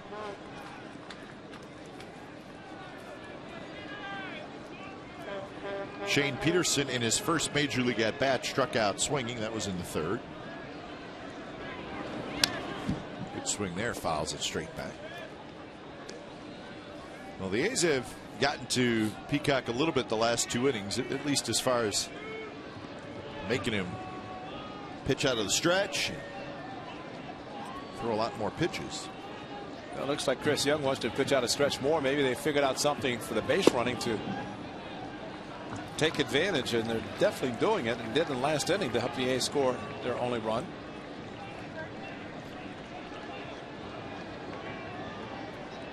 So 2-1 to Peterson. He'll be followed by Sogard and then Crisp here in the bottom of the 5th. Wow. And that one called a strike in the outside corner. Didn't have to be. Tommy Cam, how's it look? Oh my. Wow, there's your angle, folks. The home plate umpire. Get behind the catcher. You make that call much better. Waiting for Eddie Montague to come over again. And that one fouled straight back.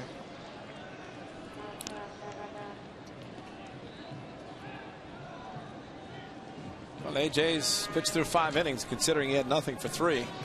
He's going to be going out for the 6th, and still under 100 pitches.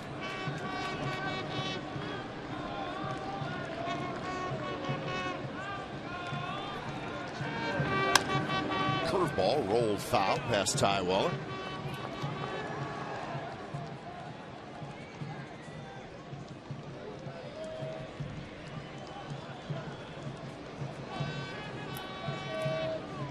Bob Melvin was concerned last night after his club scored 6 runs in the first inning. He wanted them to add on because of, well, Clemens. He did not allow them to pitch great for 5 1/3 innings. Finally, they did add on in the 7th and the 8th. Swing and a miss. Better fastball there, 93 miles an hour. So that is 7 strikeouts for Brad Peacock. Well, be sure to log on to csncalifornia.com and stay up to date on everything athletics with their insider Casey Pratt. Follow Casey on Twitter at Casey Pratt CSN. Log on and read Casey's news and check out his exclusive videos all season long only on csncalifornia.com. So that last promo was all about Casey Pratt. Social media, Twitter, He's Facebook. all over the place. There's Casey working hard. Hi, Glenn. Casey and I are very good friends. Casey and Ray don't have much of a relationship, really. Of course, there's plenty of time.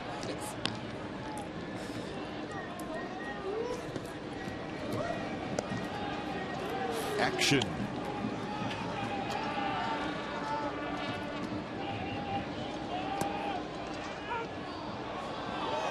Dallas Keuchel starts to throw.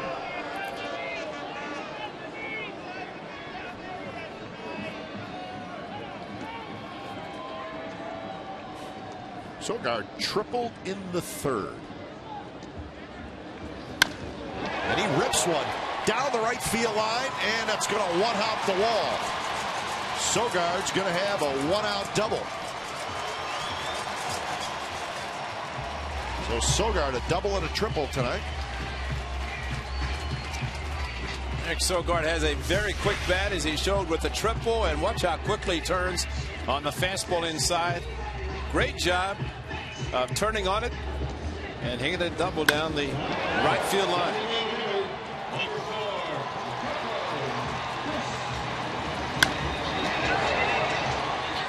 Nice hitting, and he can fly. He's got a dirty uniform for Cliff Clavin to clean after the game.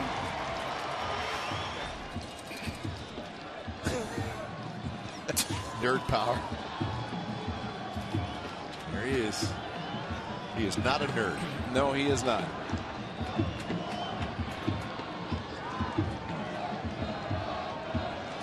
So Coco Crisp tried to tie this game up with a base hit. Walked out the tunnel over the weekend, and late game. Walked out, and his Eric Sogard's wife, Casey, just got married a year ago. And she's there all by herself, and she said, Eric's always the last one. I said, that's why he's working hard, and what he's done tonight with the triple and double, that's why he stays and works hard after a game, and it pays off.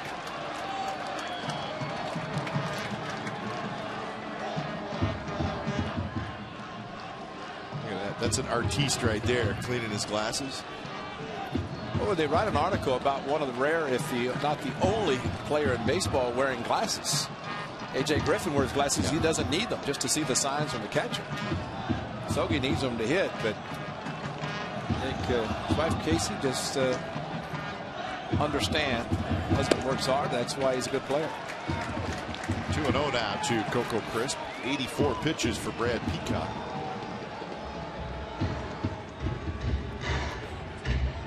The A's have put themselves in a position last few innings to put some runs on the scoreboard. They did it with a wild pitch, but waiting for the big hit to make it even better.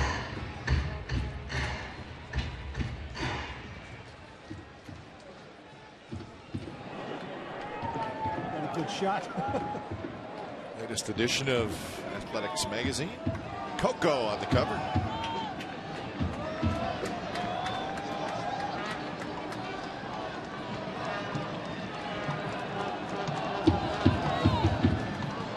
Oh, the count. Coco with a ground out and a walk so far tonight.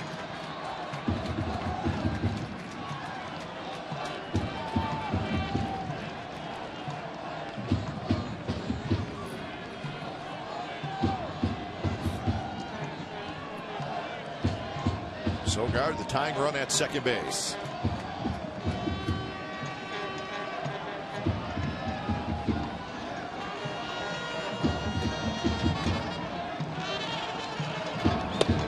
High, 3-0.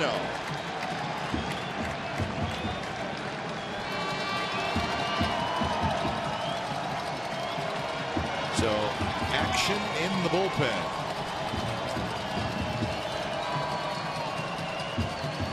Michael should be ready to go.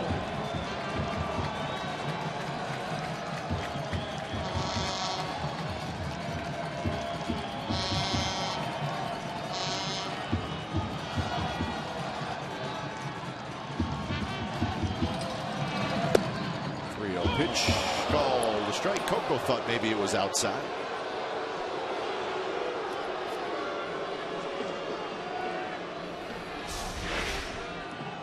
It's amazing. Nothing necessarily is automatic on 3-0, and the A's hitters just, those pitches are outside. I'm sorry, and that's Bruce Dragman.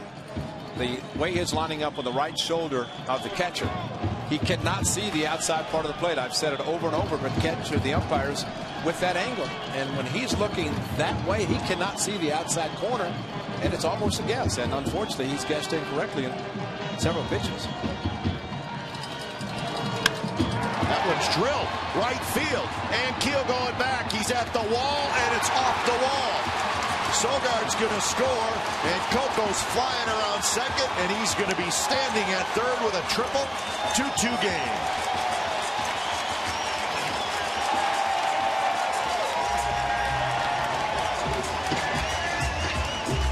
Well, it's great to see a hitter swing at a pitch.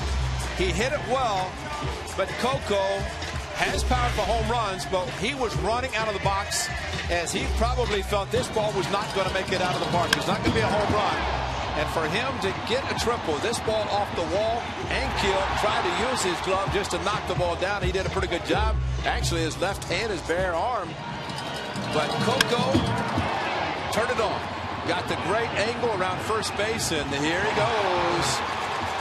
Cap fell off, his helmet fell off, and all the way into third standing up. So the A's the opportunity now to take the lead. It's Coco's triple. So first triple of the year for Coco Crisp. And Bo Porter's coming out. Well, the way he was trotting, had a couple of lefties and Jaso and Smith. Switch hitter Lowry to follow, so you'd think that Bo Porter is not out there to make the pitching change. Well, we shall see. Keuchel definitely ready.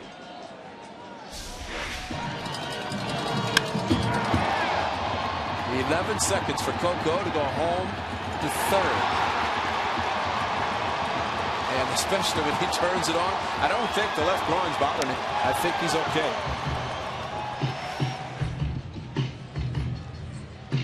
The name Willie Davis always comes up with the Los Angeles Dodgers.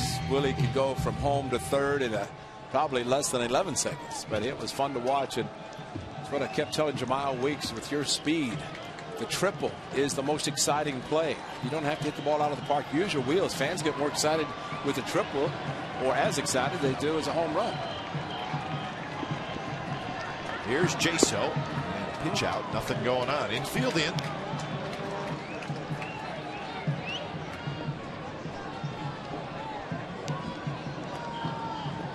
And the outfield, left and center, extremely shallow. Unbelievable. And Jaso has some pop in his back, especially going to the opposite direction. And if Andy can look as a catcher, he knows the positioning of the outfielders. It's the way they're going to pitch him. The infield's playing him to pull. And the outfield to go to the opposite way. So now he's in the driver's seat at 2-0. Kai Bo Porter might have said, don't worry about pitching carefully, try to get him to hit your pitch. And if not, he might come out of the game. Another lefty in the on deck circle might bring the lefty in to face him.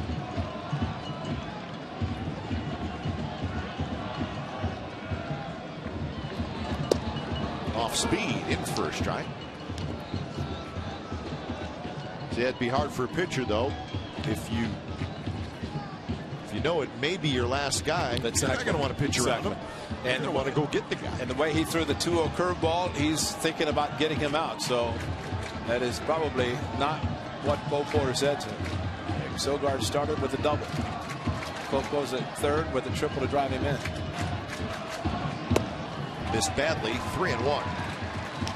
Yeah, I agree. It's like the intentional walk. Yeah, walk this guy, and oh, by the way, we're going to take you out. And that's your run that's on base when I take you out. That's a lot.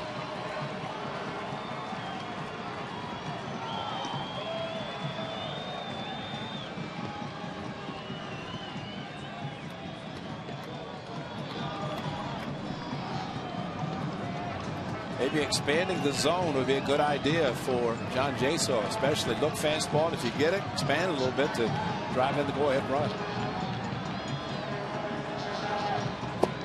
A 3-1 curveball, and he missed. Yep. And Jaso's aboard, and Smith will be the hitter. And that's going to do it for Peacock.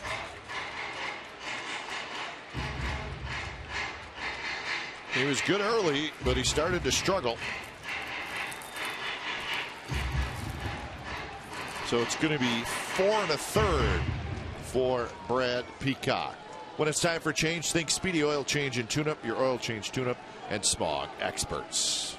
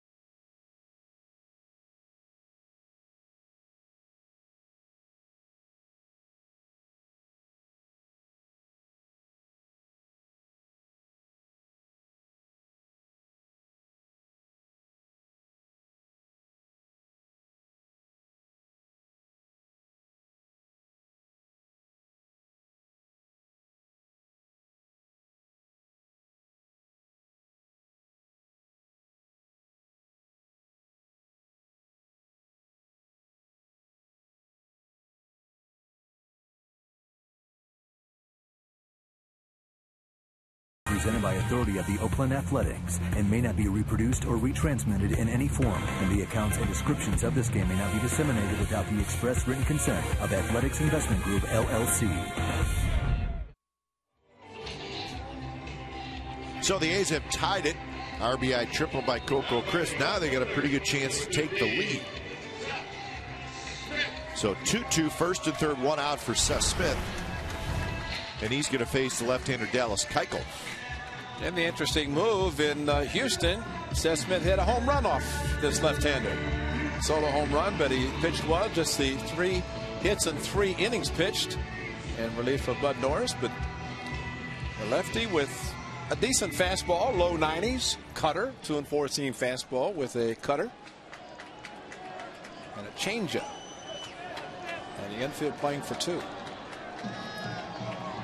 And the outfield swung toward left center. Right? Again. Well, maybe they remember the home run to left field. Was it the Crawford box? Boxes. Left field. Oh, Yeah, there it is. Hit it pretty well. So 0-1 to Smith, who has hit a fly ball to right, and then he has struck out.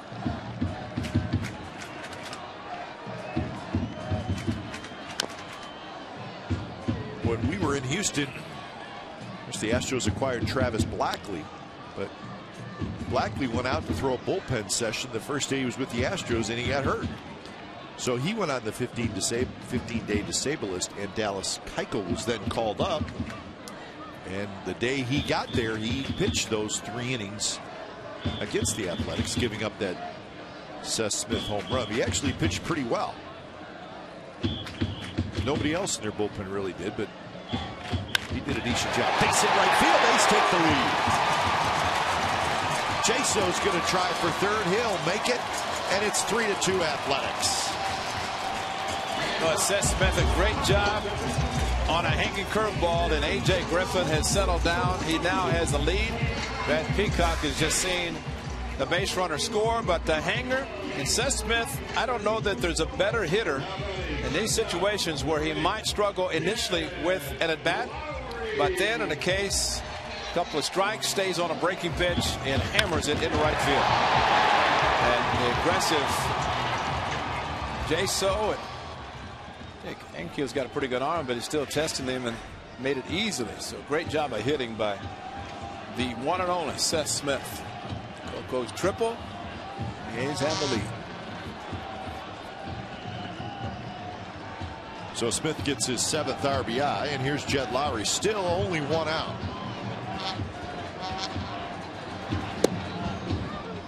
It's been a double, triple, walk, single for the A's. 2 runs in this inning.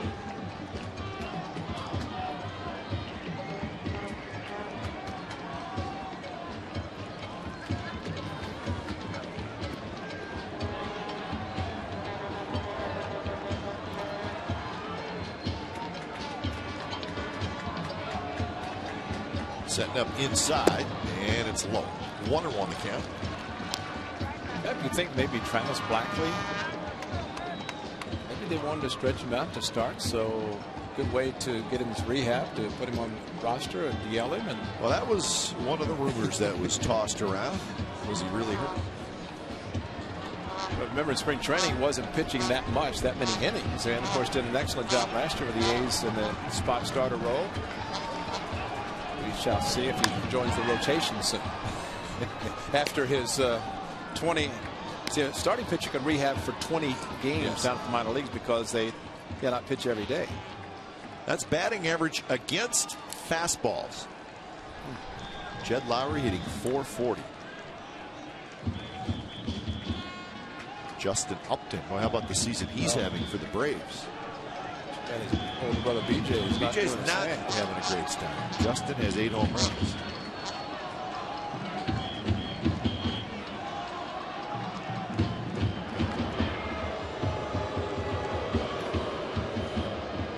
But I will say, as well as Travis Blackley pitched for the A's last year, if he joins the Astros rotation or their staff at all, I think it's going to help them. Yep. Because he was excellent for the A's.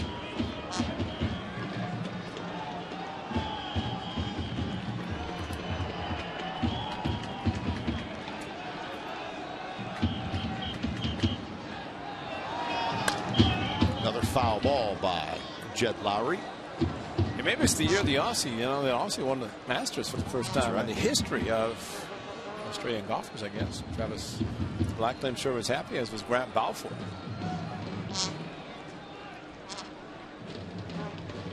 Grant's happy about everything, especially when he pitches. He's going home this weekend. Yes, he is. Lives in St. Pete, right? Yep. I hope he's not going to Australia. Nope, it's a little bit longer flight. Roll toward third. Dominguez is coming home. The throw is low, but they got the tag on Jaso. What a play by the catcher, Jason Castro.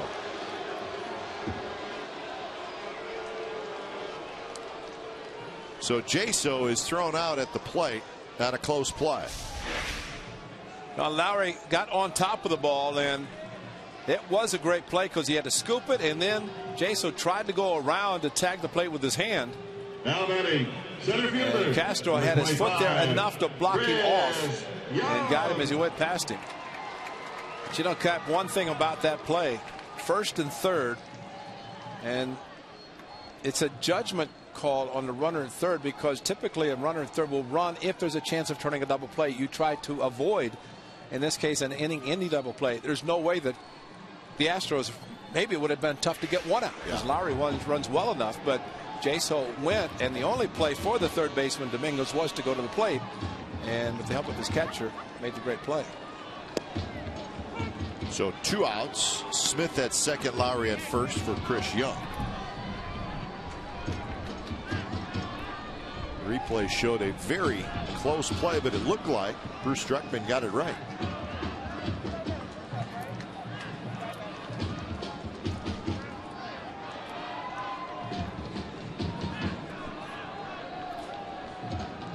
I think you're right, because hit hard right on the ground to Gonzalez. Side retired. A couple of runs on 3 hits for the A's, so the A's have the lead 3-2 after 5.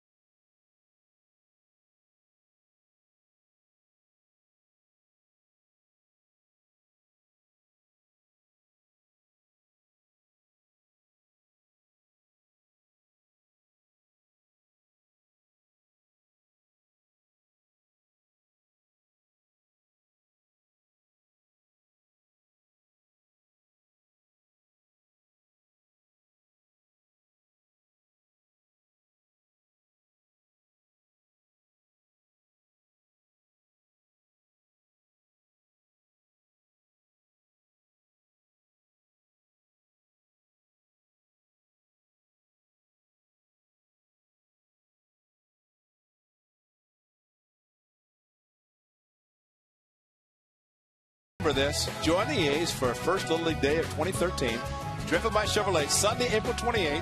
The event features a pregame festival and on-field parade. 7,500 kids will receive A's wristbands. For more information or for discounts of groups of 25 or more, call 510-638-GO-A's or go to oaklandathletics.com/Little League. You must purchase a special ticket to participate in the festivities. Those, I guarantee you, they'll be there. Yep. They will be there walking around, and somebody will buy them that special ticket to make sure that they can participate. It's a fun time. Walk on the warning track and say, wow, this is great. This is big. Carlos Pena, J.D. Martinez, and Rick Ankiel to hit against A.J. Griffin, who, let's see, how about 8 in a row retired by Griffin? And now he pitches with the lead. See if he can continue that success now with a 3-2 lead. Chris Resop up throwing. See, the pitch count's at 95.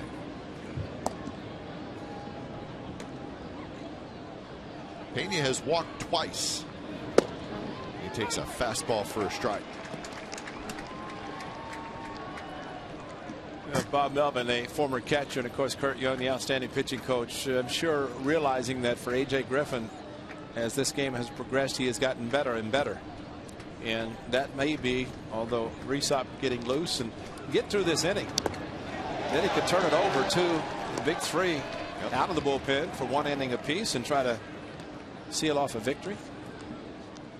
And that's why with the A's bullpen, it could be a 6-inning game for a starting pitcher. They pitch well for 6, have a lead. It's very possible that the bullpen could come in and shut down the opposition.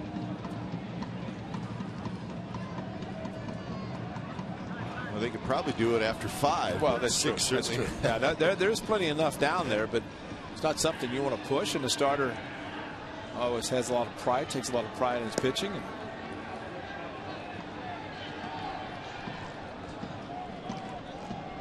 Seth Smith takes care of the loose baseball. There's a couple of them. Ryan Cook from the right-hand side, Jerry Blevins from the left. Oh, it must be beard time for the bullpen of the A's. A lot of them growing the facial hair. They are a unit that sticks together nicely. How about Jerry Blevins on the cover of the Pet calendar? I know. How about that? How about Josh Reddick out in right field? Very nice.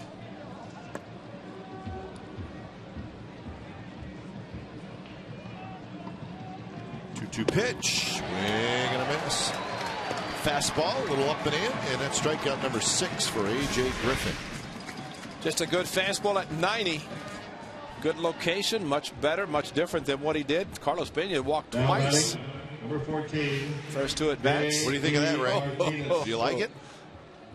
That's a good one. Must have been back in the days with the long hair. Yeah, a young Ray Fosse. And the right color hair. Different color hair.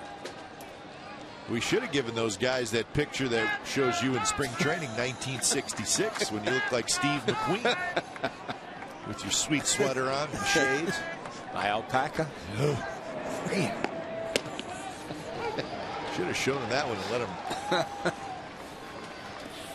him. That's right. We know those folks out there. A lot can happen over the course of a 6-month baseball season.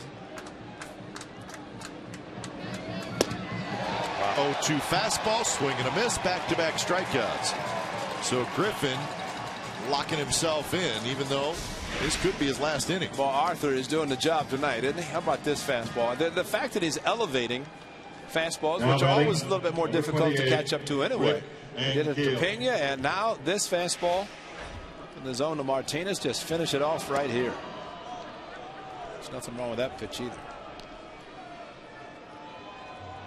Look at the last 3 innings. Yeah. Look at the 34 pitch inning. That's the big one. But first 3, a lot.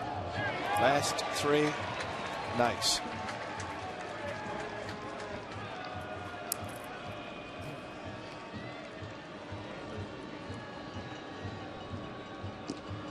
And Keel was part of a big play in this game with the bases loaded and 2 runs in the 3rd inning. And Keel hit a line drive that was headed down the right field line, but Shane Peterson dove and caught it in the air to end the inning, and it would have scored 2 more, and it may have scored all 3 runners.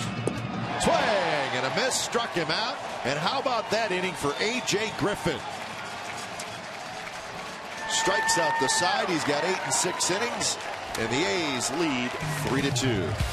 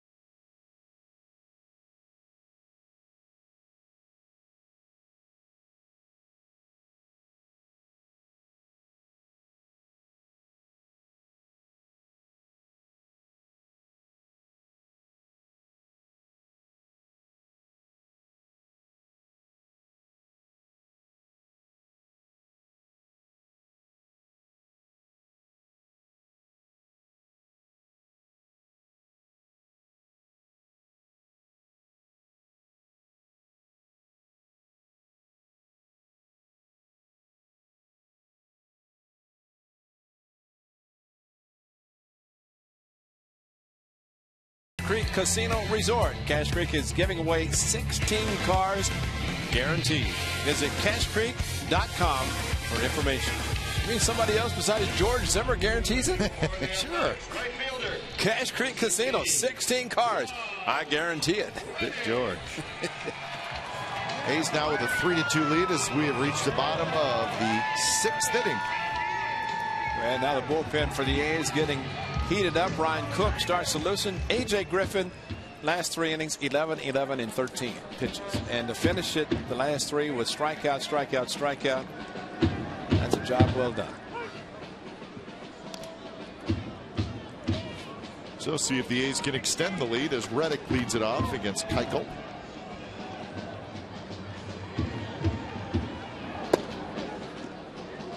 So 1-1 the count. Reddick with a foul out and a walk.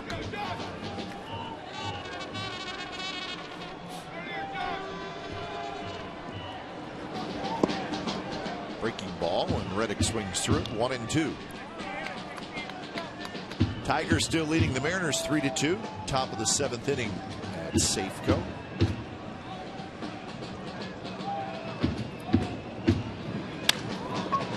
On the ground toward Dominguez, who was shaded well to his left, almost near the shortstop spot. So Reddick is retired. 1 out here in the bottom of the 6th. Now batting third baseman, number 20, Josh Donaldson. Cook starts to throw.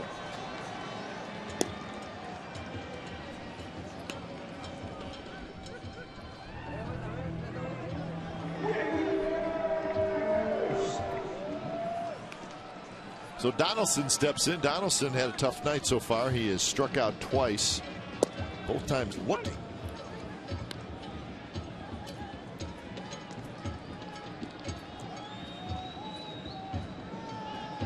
The average right at 250 for Donaldson.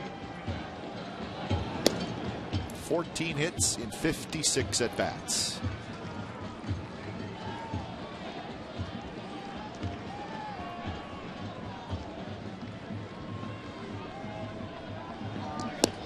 Changeup, pretty good one by Keuchel.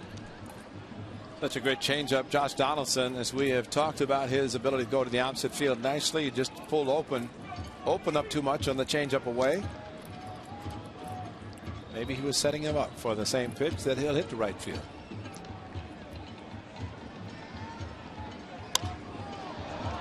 Shallow left. J.D. Martinez coming in, but it's going to be the shortstop Marwin Gonzalez who goes out.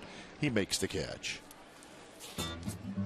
So 2 outs, and that gets us to the 7th season of the Comcast Sportsnet All-Star Teacher Program, who recognizes Bay Area teachers that make a difference. Visit csncalifornia.com and vote for the 2013 All-Star Teacher.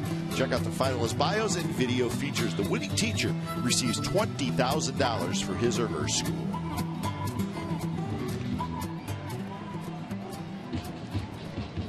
So Shane Peterson will hit, but not before timeout is called. There's a ball loose out in left field again.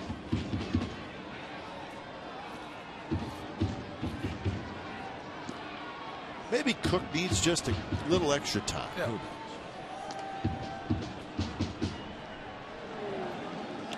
knows? Rainer Cruz starts to throw for the Astros. Peterson has struck out twice, both times swinging. Watching Shane Peterson stands way off the plate.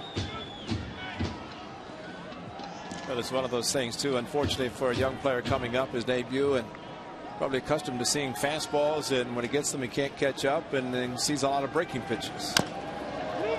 Tap slowly toward Pena. He's got it. He'll flip to Keuchel. Side retired. 3 up, 3 down inning, and we are headed to the 7th from the O.co Coliseum. A's 3, Astros 2.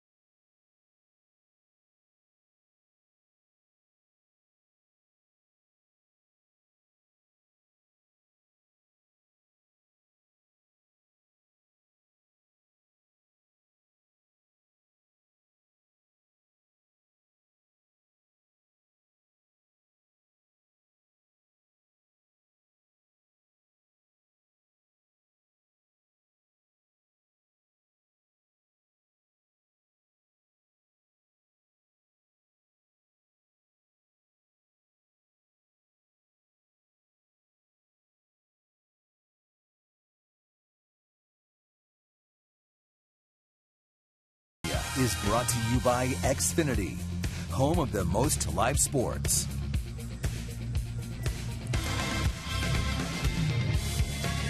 3-2, the A's lead. It's the top of the 7th inning. A's trying to make it 5 for 5 in wins over the Astros so far this year. When it's time for a change, think Speedy Oil Change and Tune-Up. Get your oil change, tune-up, and spawn expert. Ryan Cook comes in for appearance number 7.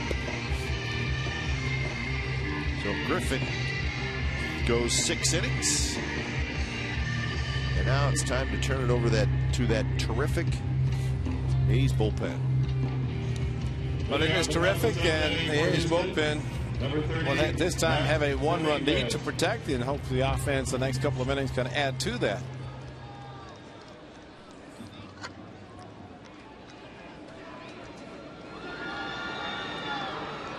Oh yeah,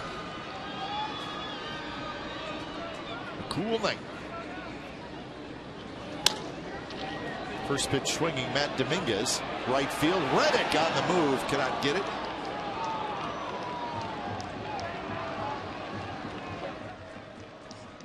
So Dominguez, Gonzalez, and Altuve here in the 7th inning.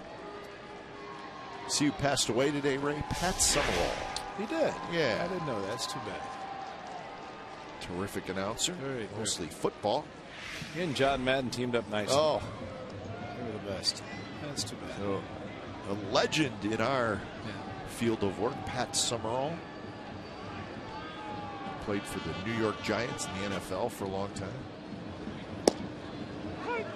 He mastered the art of not saying a lot, but he didn't have to with Madden. He was a genius. He was, yeah. Didn't hardly say a lot, but it was all good.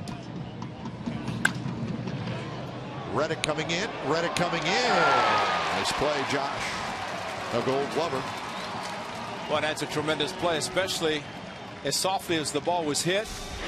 And the most important thing on this play, he hustled so well, so much he didn't have to dive for the ball. The worst thing you want to see is an outfielder dive, miss the ball, have it get past him, and the hitter gets in a scoring position. But Josh Reddick, the way he ran out the ground ball, hitting his last at bat, ball right to the third baseman, busted hard down the line. He's playing the same defensively. And that's the old saying about you playing both sides of the baseball. You try to swing the bat, but you don't want to take what you're not doing offensively to your defense, and Josh Reddick definitely does not do that. His bat's going to get hot, and when it does, he's going to carry the club. Oof. That's impressive. Speaking of carrying the club, the bullpen can do that. Best in the American League right now. 0-2 to Marwin Gonzalez, who has doubled and scored and struck out.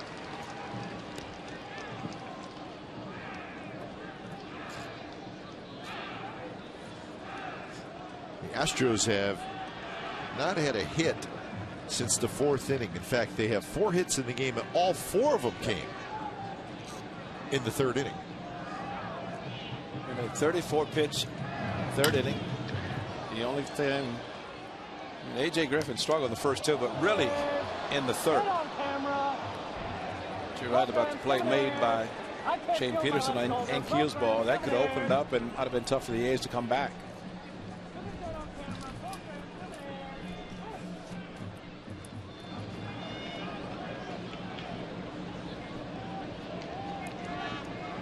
So Cook kicks and deals, and that one's foul territory. Donaldson on the move, and Donaldson up and over the bullpen mound, cannot make the play.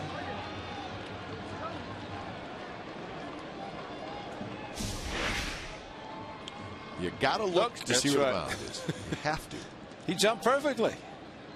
Forgot about the baseball, but he jumped to avoid the incline at the back of the mound. It's a long run, a lot of foul territory. If you're running full steam on flat ground and then you hit an incline, you're going to fall every single time. And that's unless you know it's coming. A lot of visiting infielders will do that. Reddick going back at the wall, and he's got just enough room, and that's out number 2. Well, fortunately for the A's, Gonzalez got under that ball. That was a good swing on an off-speed pitch. Got under it just enough to keep it in the park. Now batting, number 27. Bernie Lean going on. HOU at OAK. So here's the leadoff man, Jose Altuve. He's had a good night. A walk, a single, and a flyout, and he scored a run.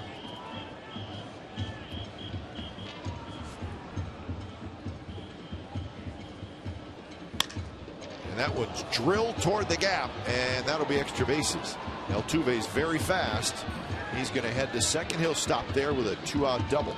I think the scouting report on this young man, don't throw him a first pitch fastball. He's ready for it. He is ready. And that was a kind of get me over fastball for a strike, but Altuve was not going to have anything. He's not going to take it. He's not your prototypical leadoff fielder. The last 3 at bats, he has 2 singles and a line drive to center field. He's seen exactly 4 pitches. The 2 hits are on the first pitch fastball.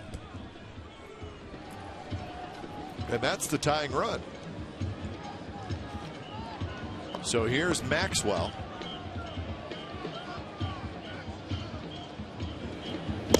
And Maxwell swings at a slider and misses. Maxwell is 1 for 3. He had an RBI single in the 3rd inning. He's 2 for 7 in the series.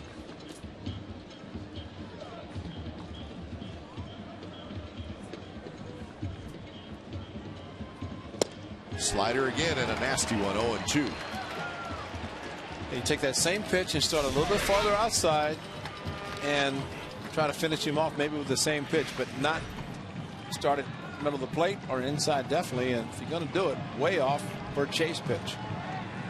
Got a couple of pitches to try to work with. That one rolled. It's fair. Donaldson picks it up, guns it across just in time to get Maxwell. Altuve double. He is stranded. It's the 7th inning stretch from the Coliseum. 3-2 Athletics.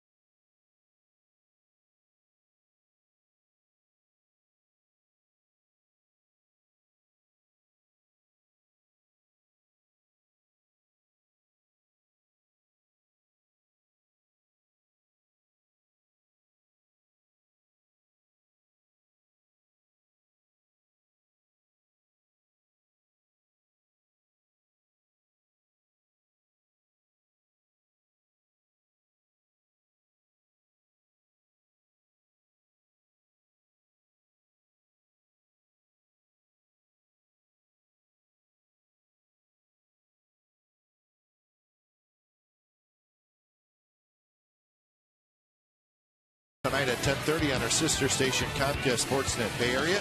David Feldman, Ahmed Fareed will host. They're going to talk about the A's game here at the Coliseum. They're going to talk with Jed York about the 49ers, and we'll also have Sharks highlights and reaction. A's looking for their 11th win of the year. They come in 10-4. Second baseman, number 28, Eric Sogard. Trying to continue their hot start. And we said it opening night, Ray. We were talking about the schedule. And the A's play the Astros 6 of their first 16 games. And we thought that it was important to take advantage of that. And so far they have.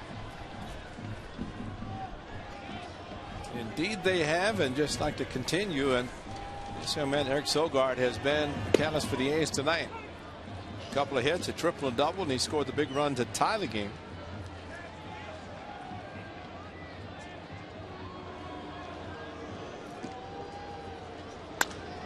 Sogard lost one to right field. Ankiel coming in, and it drops in front. Sogard will take it. He's a home run away from the cycle. Guess what Ankiel did in right field? He broke back on a big swing Just a little bit.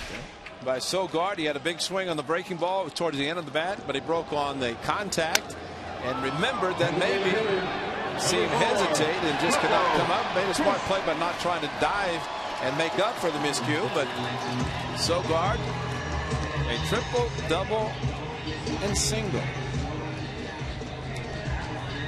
If you didn't notice anything about Carlos Pena, everybody seems to have black shoes. Carlos has, maybe he's the Joe Namath of the Houston Astros. Remember Joe Namath wore white shoes? Maybe. He's the human rain delay both at the plate and in the field too. I can't help but say that. There's a little blue in there. Yeah. Nothing's very uniform about the shoes of the Astros.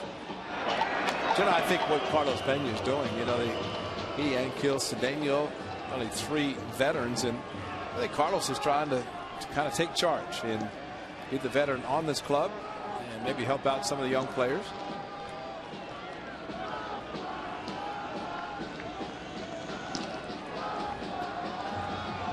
Coco Crisp has had a good night. RBI triple, scored a run, also walked. First pitch in the first strike. Scores are coming in right. The Twins beat the Angels 8-6. That's 2 in a row after winning 2 in a row against the Astros. They've now lost 2 in a row on the road. So they are 4-10 now, are the Angels. Pelfrey the winner, Vargas the loser. Vargas was knocked out in the 4th inning. Joe Mauer had a 4-hit, 3 RBI game for the Twins.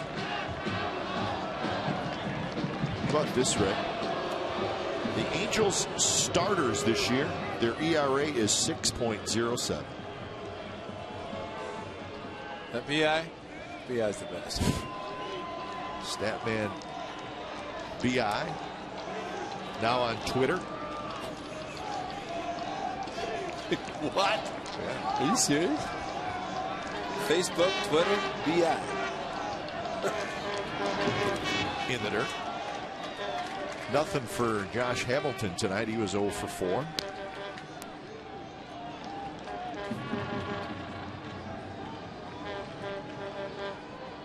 The Rangers beat the Cubs 4-2 in Chicago. 7 very good innings for Derek Holland.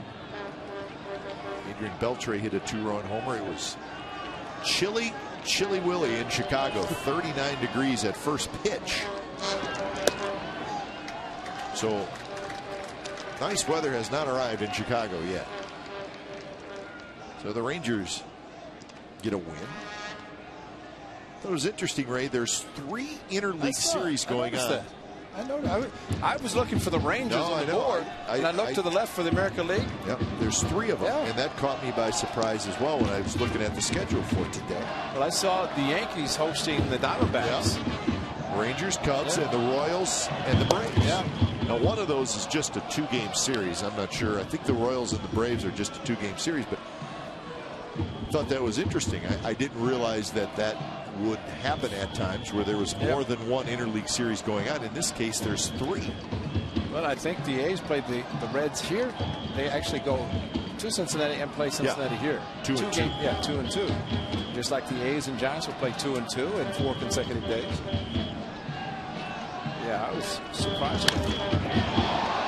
Drive to center for Maxwell. He's got it. I'm sure it's not going to happen a lot where there's 3 interleague games being played on the same night. So the Rangers win, the Angels lose, and the Tigers are beating the Mariners 4-2 now at the top of the 8th inning behind Doug Fister.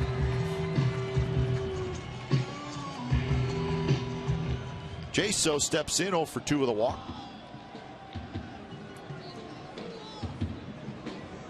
The Yankees beat the Diamondbacks 4-2. Nova the winner, McCarthy the loser. So Brandon McCarthy, 3 starts for the Diamondbacks so far this year. He is 0-2. The pitched just 4 innings tonight. Gave up a 3-run homer to Robinson Cano, so that was the difference in that game. The Yankees are 7-5. John Sterling must be happy saying Yankees win in 7 of those games. I'm sure he is happy. Longtime voice of the Yankees. J-So swings over top, 1-1 the count. He was playing good baseball. The Boston Red Sox, they beat the Indians 7-2 in Cleveland. All 7 runs coming in the second inning. DeBron over Jimenez. Red Sox are 9-4. They've won 4 in a row. In a division that everybody thought Toronto would run away with, the Eastern Division and even the World Series. Oakland loves Boston. Indeed.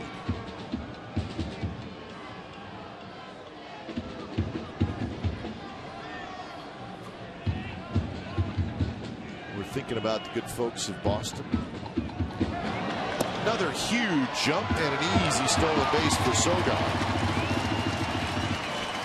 So I got the A's with 4 stolen bases tonight, and they're adding to their major league lead. They now have 15 this year.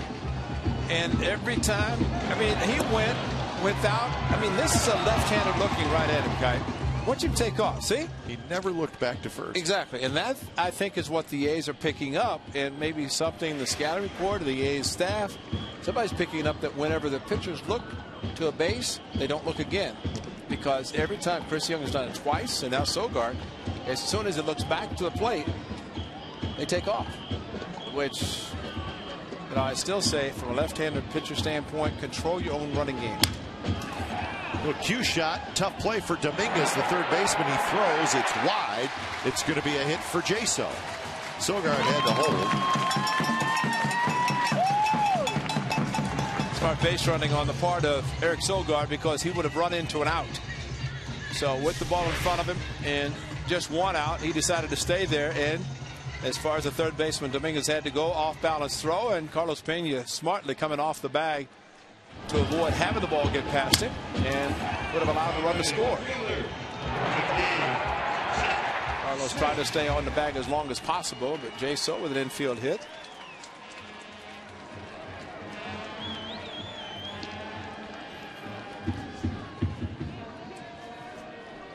Castro's going to go through some signs.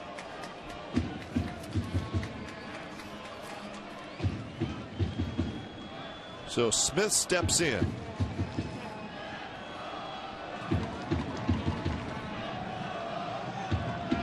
Smith had an RBI single in the 5th inning. He rolls this one foul, and the hit came off Keuchel, and it was the first batter that Keuchel faced.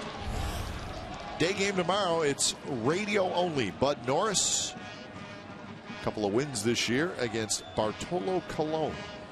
Norris and Colon. 12:35 first pitch. Be some happy folks from Novato here tomorrow. Including his parents who were here last night, I'm sure, for the entire series.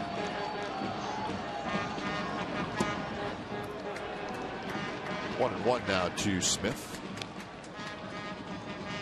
The A's will board a charter flight Thursday morning for St. Petersburg to take on a Rays team that is not playing very good baseball. They lost again today, Ray. Baltimore 5, Tampa Bay 4.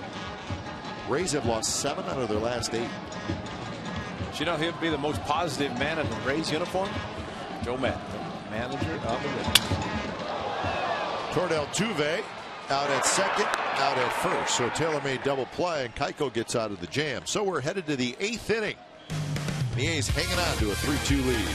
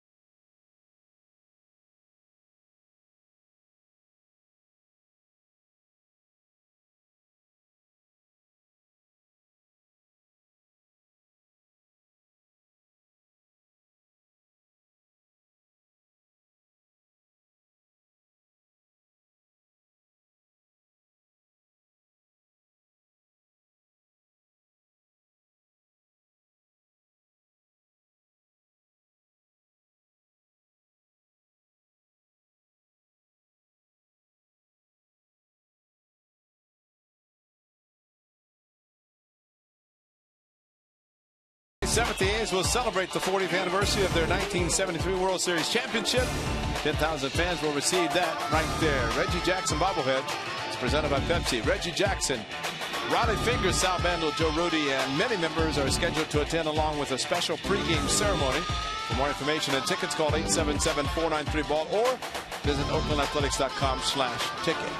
And a good friend Monty Moore will be in town as well. Monty sent me a bobblehead of Monty Moore. I want one. It's good. Is he going to be here that weekend? Yes, he is. He's going to be here, and I'm sure he will be announcing the players. As he should be. Yep. Castro.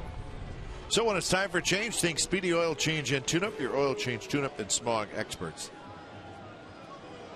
And you know, Monty will get a script about the players who are going to be here, and Monty will throw the script away and do it himself because he was there. He lived it. He knows everybody, so he doesn't have to have anybody tell him what to say. He knows exactly what to say. So Doolittle comes in. Pitched last night, just 2/3 of an inning, only threw 13 pitches, so he's fine to go tonight. Facing Castro, Carter, Pena.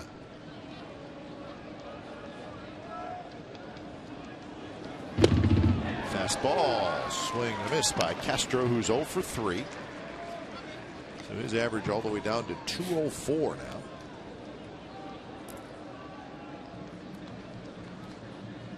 It's a tough challenge for a left-handed hitter facing the blazing fastball of Sean Doolittle. That's a blazing fastball. Easy 92. I think we might be looking at kind of Max Scherzer and his strikeouts and the inability of hitters to pick up the ball out of his hand, the late movement, the late explosion at the plate, and for some reason Sean Doolittle has a similar delivery. Runs that one right in on the hands of Castro.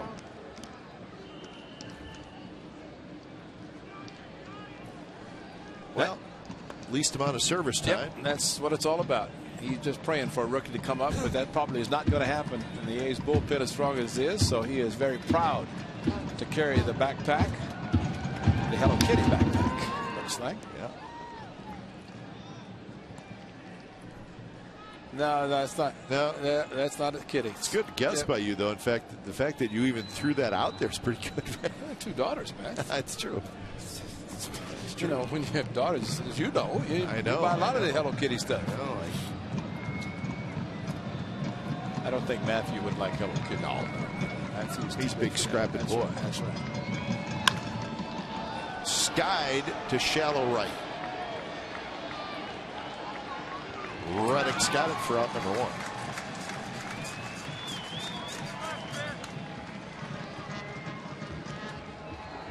So that'll bring up Chris Carter. One other final in the American League. The White Sox beat the Blue Jays 4-3. Now batting, number 23. White Sox Carter. got a run in the top of the 9th, hung on and won it.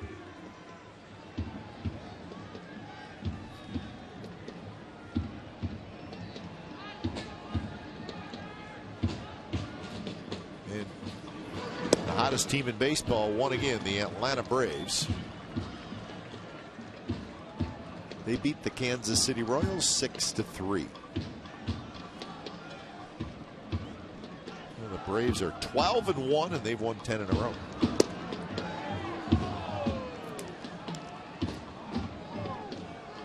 One to Carter, who has walked an RBI single and popped out to second.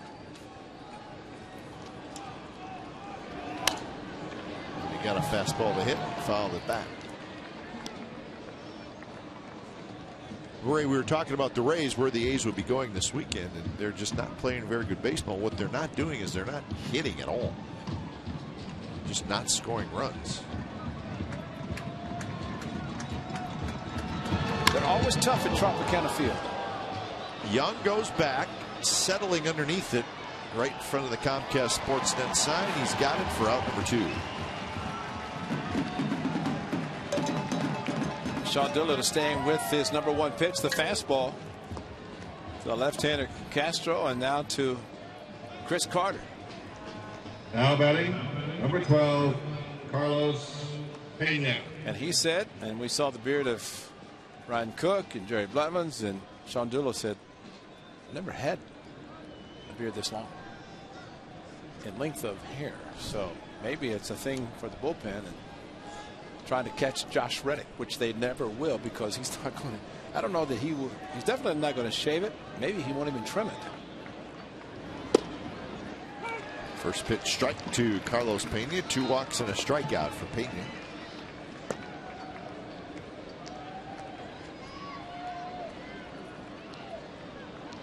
Carlos played 1 year with the Chicago Cubs, 1 year in the National League after spending time in the American League, several clubs. Not a bad season in Chicago, hitting 28 home runs, 101 walks. He said, and you're talking about the Tampa Bay, he will always be grateful for the Rays to give him a chance to play and play every day and hit as well as he did. 46 home runs 1 year for the Rays. That one's hit to left field. Smith going back. He's at the wall, and we are tied. Pena goes the other way. His first home run of the year. And that's why he hit 46 in St. Pete. Because of that, going to the opposite field. And that's simply Sean Doolittle providing the power, and Carlos Pena just put the bat on it. And that was scary because 3 fly balls in this inning. And this one, though, went far enough. Low fastball, he swung hard, and that wasn't inside out. That was simply just going opposite field. And that was scary when it left his bat.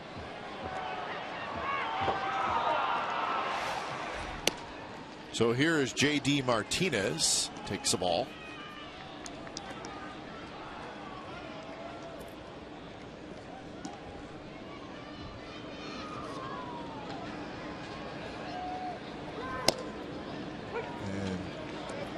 Doolittle will take that call. 1-1 the count. It's too bad that A.J. Griffin, who did struggle but settled down the last 3 innings and left with a lead, is going to get a no decision. But he will be hopeful for a team win. Have to be late scoring for the A's. So 1-2. And a right pass, J.D. Martinez. He has struck out for the 3rd time. So Carlos Pena, a home run, his first of the year, and we're tied at 3. Ladies and gentlemen, tonight the A's are joining several other major league teams by showing our solidarity with the citizens of Boston. Please join us as we play the Fenway Park favorite, Sweet Caroline.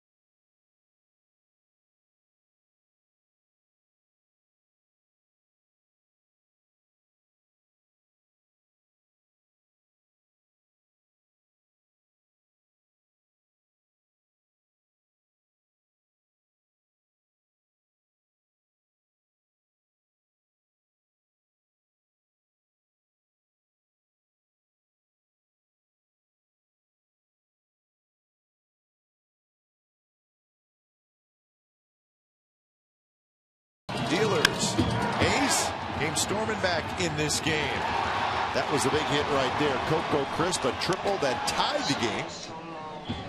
And then Seth Smith would give the A's the lead. A couple batters later, that was in the 5th inning. So 3-2. A's were leading, but with 2 outs in the top of the 8th inning, Carlos Pena goes the other way for a home run. And he did it off the hard-throwing Sean Doolittle. caught us off guard just a little bit. Sure did. And Sean Doolittle, when he struck out Martinez, he showed his pleasure of giving up the home run, which is understandable.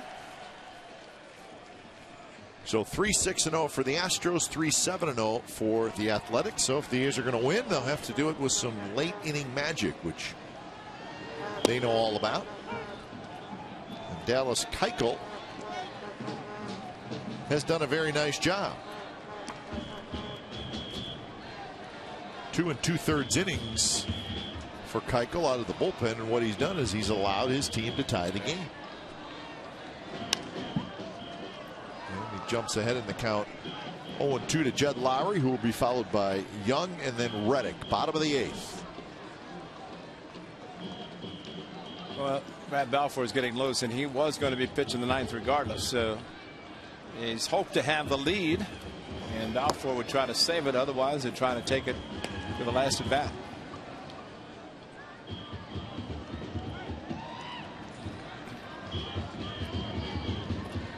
Lowry tonight, a fly out to right, a strikeout, and he reached on a fielder's choice. So Lowry 0 for 3, hitting .364. Just missed inside.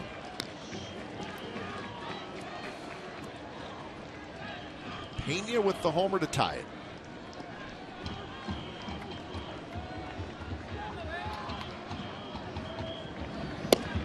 Strike 3 called right on the outside corner. So Keuchel went inside and then outside for the strikeout.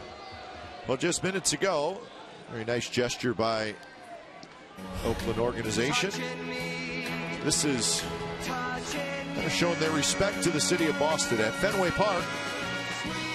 Between the top of the 8th and the bottom of the 8th, they play Sweet Caroline at Fenway. So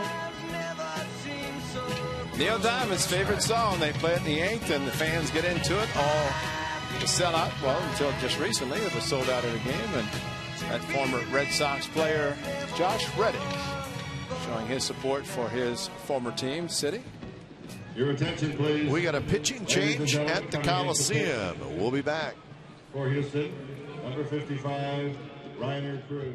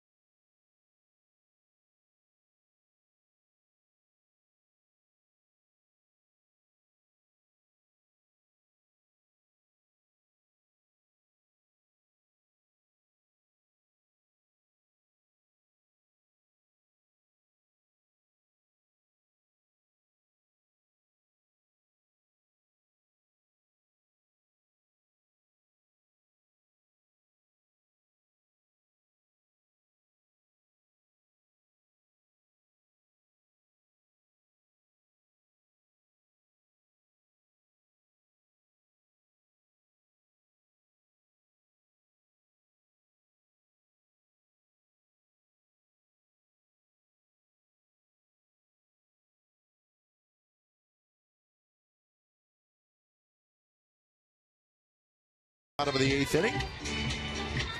Astros have gone to the bullpen when it's time for a change. Think Speedy Oil Change and Tune-Up.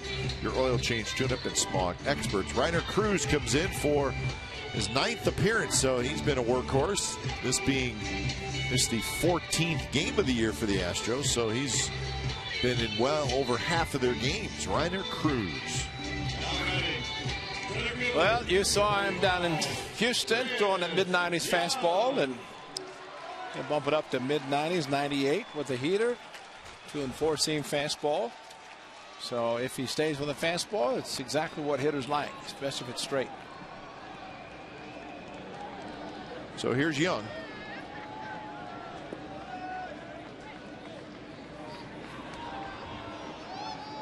Young is 1 for 3 tonight, 2 for 7 in the series. See Cruz, little 3/4. Good velocity at 94 miles an hour, first strike. Tigers added 3 runs in the top of the 8th inning, so they now lead the Mariners 6-2 in the 8th inning. How about that? 3 for 3, single double homer against Cruz.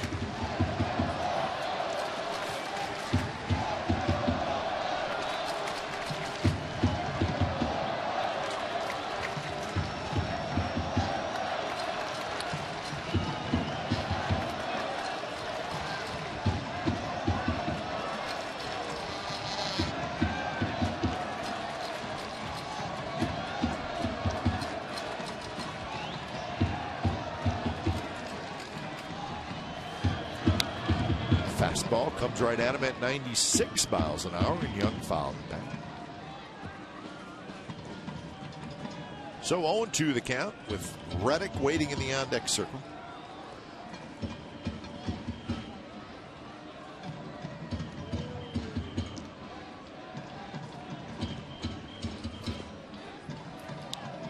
It looks like the hitters need to turn out the notch a little bit. They're not playing these guys the same defensively because of the velocity of the fastball from Cruz.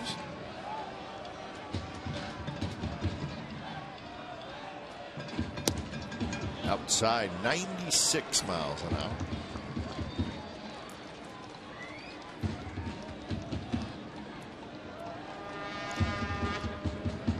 So you see the velocity, and then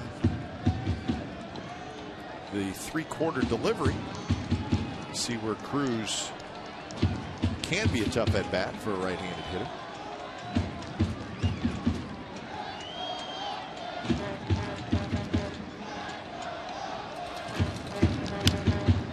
Young reaches for it. Ray, we got an email from a fan who wanted to ask us a question. We were talking about the weather last night. This fan wanted to know when was the last rain out in Oakland. And it was even further than I thought, further back than I thought.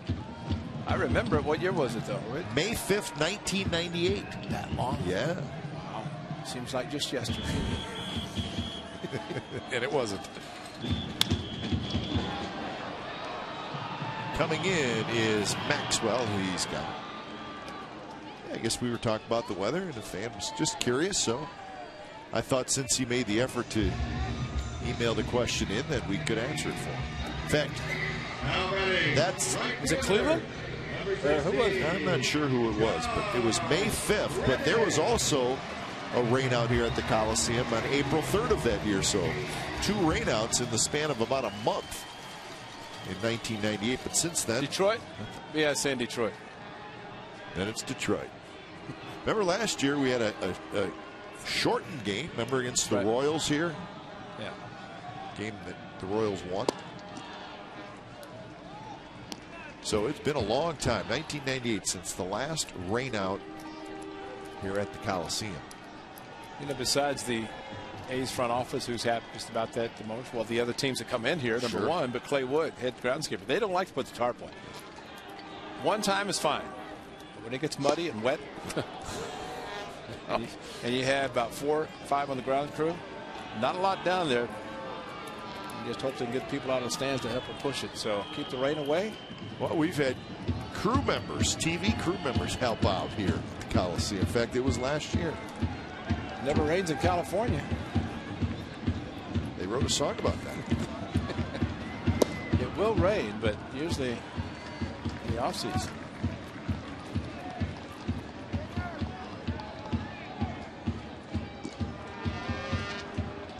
A.J. Griffin settled in and pitched well. He will not get his 3rd win of the year tonight. 2-1 to Reddick, who's 0 for 2 with a walk. He lays off a pitch that's low. 3-1. You can see Sean Doolittle standing in front of A.J. Griffin, and I tell you, the bullpen takes a lot of pride in when they come in, especially with a lead. They want to keep the lead, and Doolittle knows that he is part of that. Part of the back end of the bullpen. He will have an inning, and he is thinking about the fastball he threw to Carlos Pena. While it was not a bad pitch, you just have to tip your hat because Carlos did a good job of going opposite field with it. And there's a 2-out walk.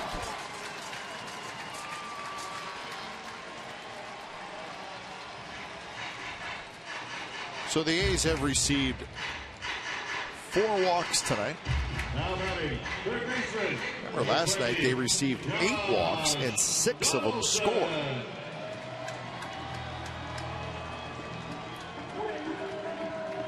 So maybe a 2-out rally. Donaldson steps in.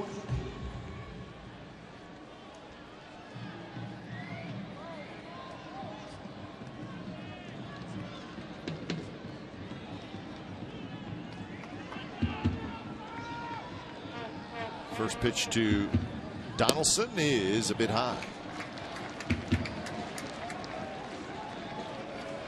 Well, you see with that drop down delivery, I could see him do exactly what he did. Donaldson has dropped down and pushed the ball and leave it upstairs too much.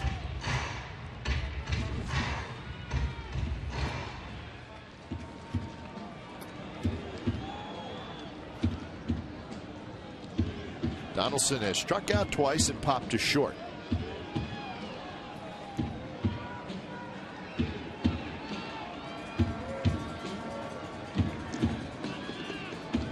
Pretty good lead by Reddick at first, and he's inching off a little bit. And Reddick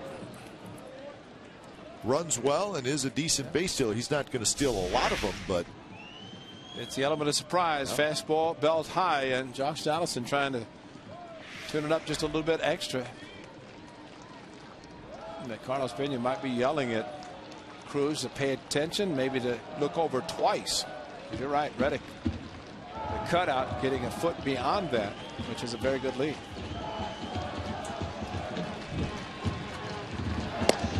He was 11 for 12 last year in steal attempt. And this would be a decent time to see if he could swipe one.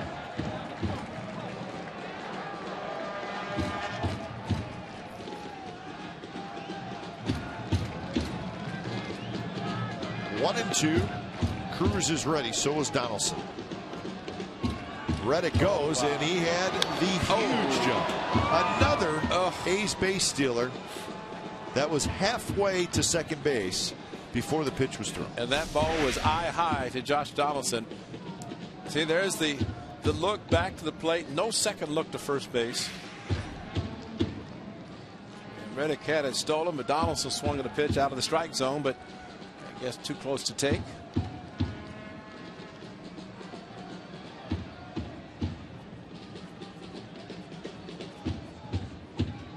So see if Reddick does it again on 1-2. He's thinking about it. Well, he's been dancing just a little bit, and every time he dances, he gets a little further off first.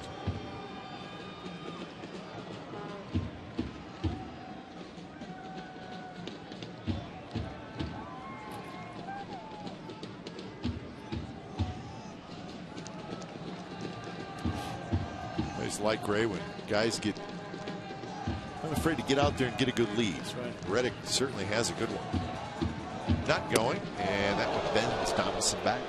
Well, the great Ricky Henderson, the all-time stolen base leader, has always said, if you're going to be a good base stealer, you have to go out and not be afraid to be picked off. And Ricky wasn't picked off that much, but he always got big leads, and his first step, he was full speed.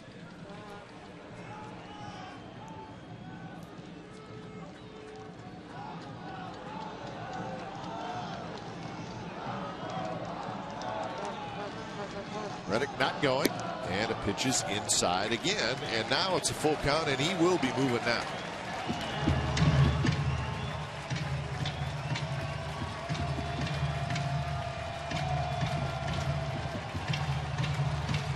So a ball in the gap.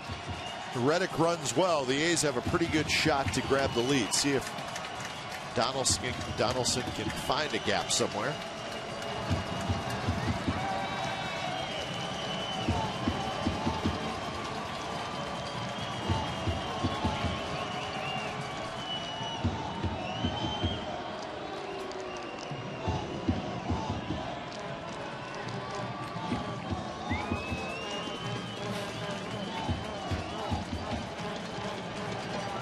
The gap would have to be a long gap, but the fact that Reddick could be running, maybe could hit the gap as the outfield playing deep. That one's hit down the right field line, and Keel headed into foul territory. He dives. It's a fair ball, and Reddick's going to score, and the A's take the lead. Donaldson, the third. He's in there with a triple. That had to be chalk, Kite. It had to be chalk. Just like Friday night, the home run by Josh Donaldson down the right field line. First base umpire, Van Fagan hustling down the line. Good fastball, Donaldson down the right field line. Long run for Ankiel. Reddick on the run. And Ankiel with a headlong dive to the circuitous route. But where did it hit? That close. Just barely on the grass. No chalk necessary. And Josh Donaldson with a triple. He hit the bag hard. And that's why he's grimacing, because he did hit it hard. But what a big hit by Josh Donaldson, who was 0 for 3. Struck out a couple of times, but a huge hit. A 2-out walk. And a 2-out triple. Here's Shane Peterson. Sean Doolittle feels a lot better right now. Not that he's on the hook for the W, but the fact that the A's have retaken the lead.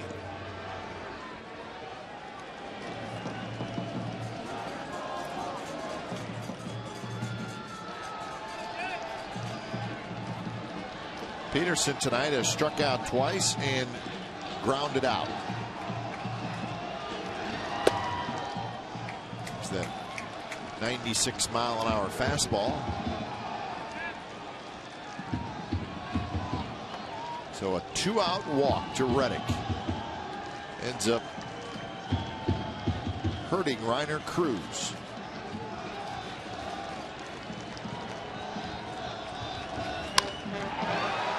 Toward right field, Ankiel coming in. He's got it. Side retired. But the A's get a big triple. 2-out RBI triple from Donaldson to take the lead. A's 4, Astros 3.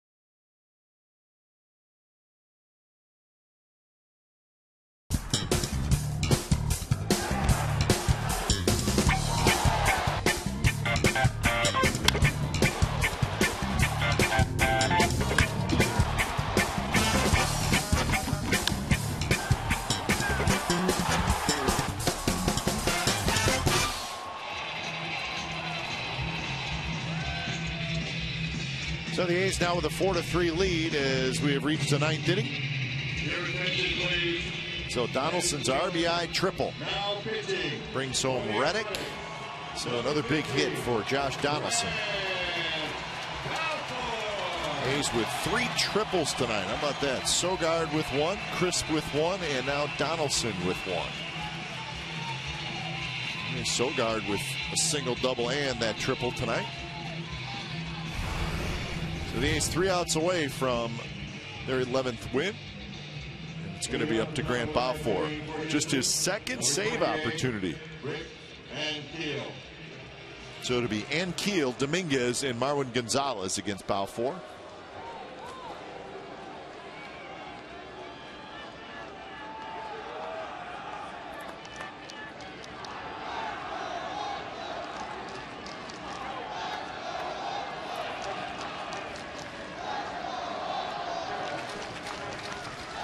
Ankiel is 0 for 3, and the first pitch is a fastball a bit high.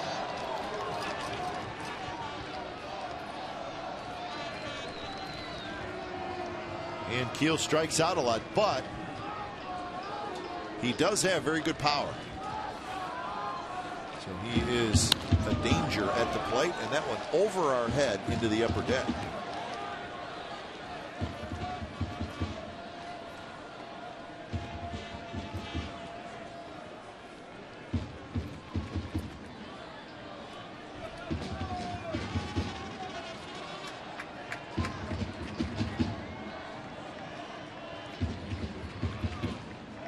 Outfield very deep and straight away. See if Donaldson has a play headed toward the seats, and he overran it. Catch it. He overran it, and then tried to leap back for it, and it fell right into the camera well. It's not an easy play, especially with the ball coming back as much as that one did, and you have to run as hard as you can because you think it's going to be in the dugout, and then when it comes back, which it usually does with the spin of the baseball,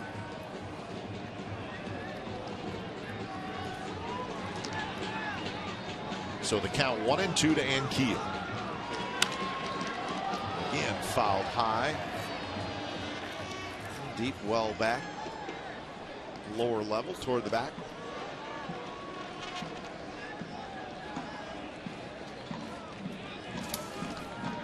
So Griffin for 6, Cook pitched the 7th, Doolittle pitched the 8th, and Balfour here in the 9th.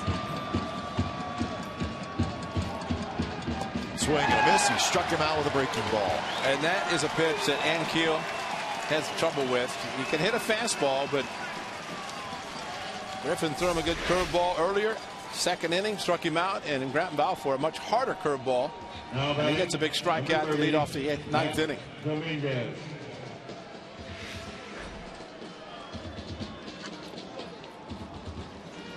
So 1 out, and here's Dominguez.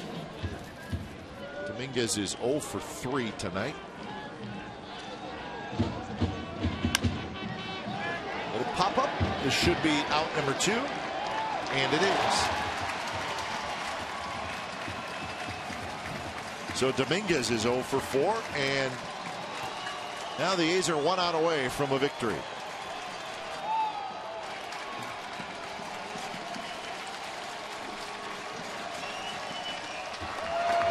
The crowd gets up on its feet as Marwin Gonzalez steps in. Our next televised game, Friday, 3:30. A's pregame live, and then the ball game soon after that. It's the A's and the Rays from Tropicana Field. Dome. The Dome. So make sure you join us for that again. That's Friday afternoon.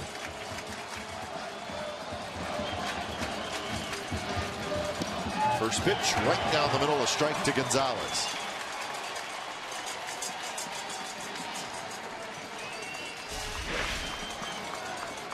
See John Jaso give the 1 fastball first pitch. Gonzalez should have been taking a first pitch strike, which he did. So 1-1 the count.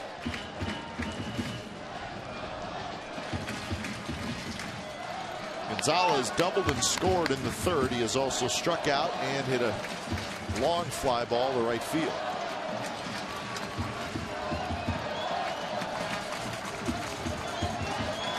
One pitch. Line shot headed into the seats.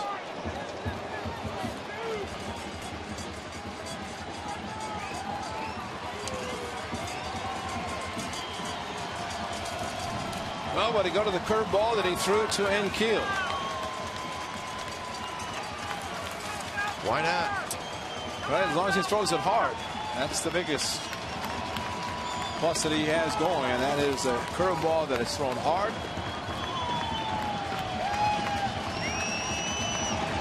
He goes with a fastball, a little protection swing by Gonzalez.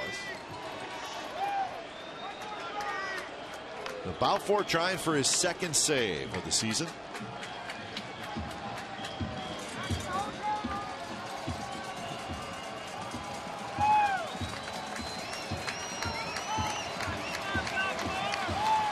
Curveball. And he got him swinging. So a couple of strikeouts for Balfour in the 9th inning.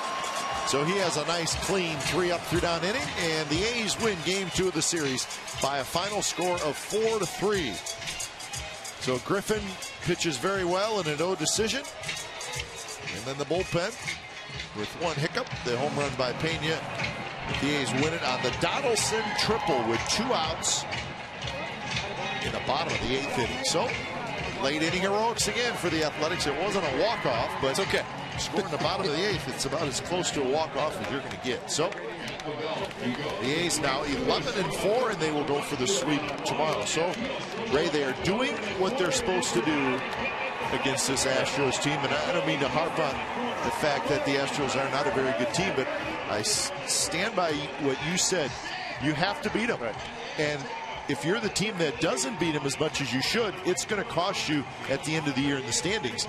Hopefully that won't be the case for the A's. And I think Bob Melvin said it best, that the Astros, any team that plays the Major League Baseball, any players up here, they're a good team, and they can beat you, as they did up in Seattle winning 2 out of 3. So you have to play them almost your best, because you don't think that you can just walk out and win, that you have to play. And so there's concern, but they've won the first 2, now 5 in a row against the Astros. But and this is when you have to get greedy. Tomorrow's a big game for the A's to try to finish it off, have a spectacular homestand, and take off on the road again. So tonight, definitely a big win. So the big triple and the RBI in the bottom of the 8th belongs to Josh Donaldson, who is standing by. And Josh, congratulations on the big hit. Take us through your night, because it started out slow. A couple of strikeouts early. Tell us what was going on there, and then how did you feel in that last at bat? You know, I mean, all night I was kind of struggling. They were making some pretty good pitches on me. You know, it was just one of those days where it kind of wasn't going my way, I felt like. And the last at bat, I just kind of came up there and, you know, with the attitude just to compete and try to help my team win the game. That's what I try to do every night. And fortunately, I was able to do that today. Well, it's amazing that Friday night you had the walk-off, similar direction. This one just didn't make it out. But how much did it help you facing the hard-throwing Cruz the last at bat, after facing Peacock, who threw just some good fastballs with the strikeouts, but yet you got the same fastball against Cruz? Well, with Cruz, I mean, the entire time, early in the bat, I'm sitting fastball. And the later the at-bat went, you know, he's got a pretty good slider, too, so I have that in the back of my mind as well. But all night they've been kind of pitching me away with the heater, and they struck out a couple times looking on it. So I didn't want to get beat there. You know, he knocked me down, but that's kind of one of those things where I'm getting him back in there. He's not going to get me off the plate. I'm going to dive in there, and I'm not letting him strike me out away again. Now, we were worried about your slide at third. Are you okay? You looked like you came in a little funny, maybe twisted your ankle or something. No, I just kind of jammed my ankle into the base a little bit. It's nothing. All right. You know, Josh, when you had Reddick at first base and you had a couple of strikes, which is always tough because you can't really take a pitch. You guys were running on Peacock and the Astros tonight because they were not looking the second look. When he takes off, as he did, even though the pitch was up, do you see him?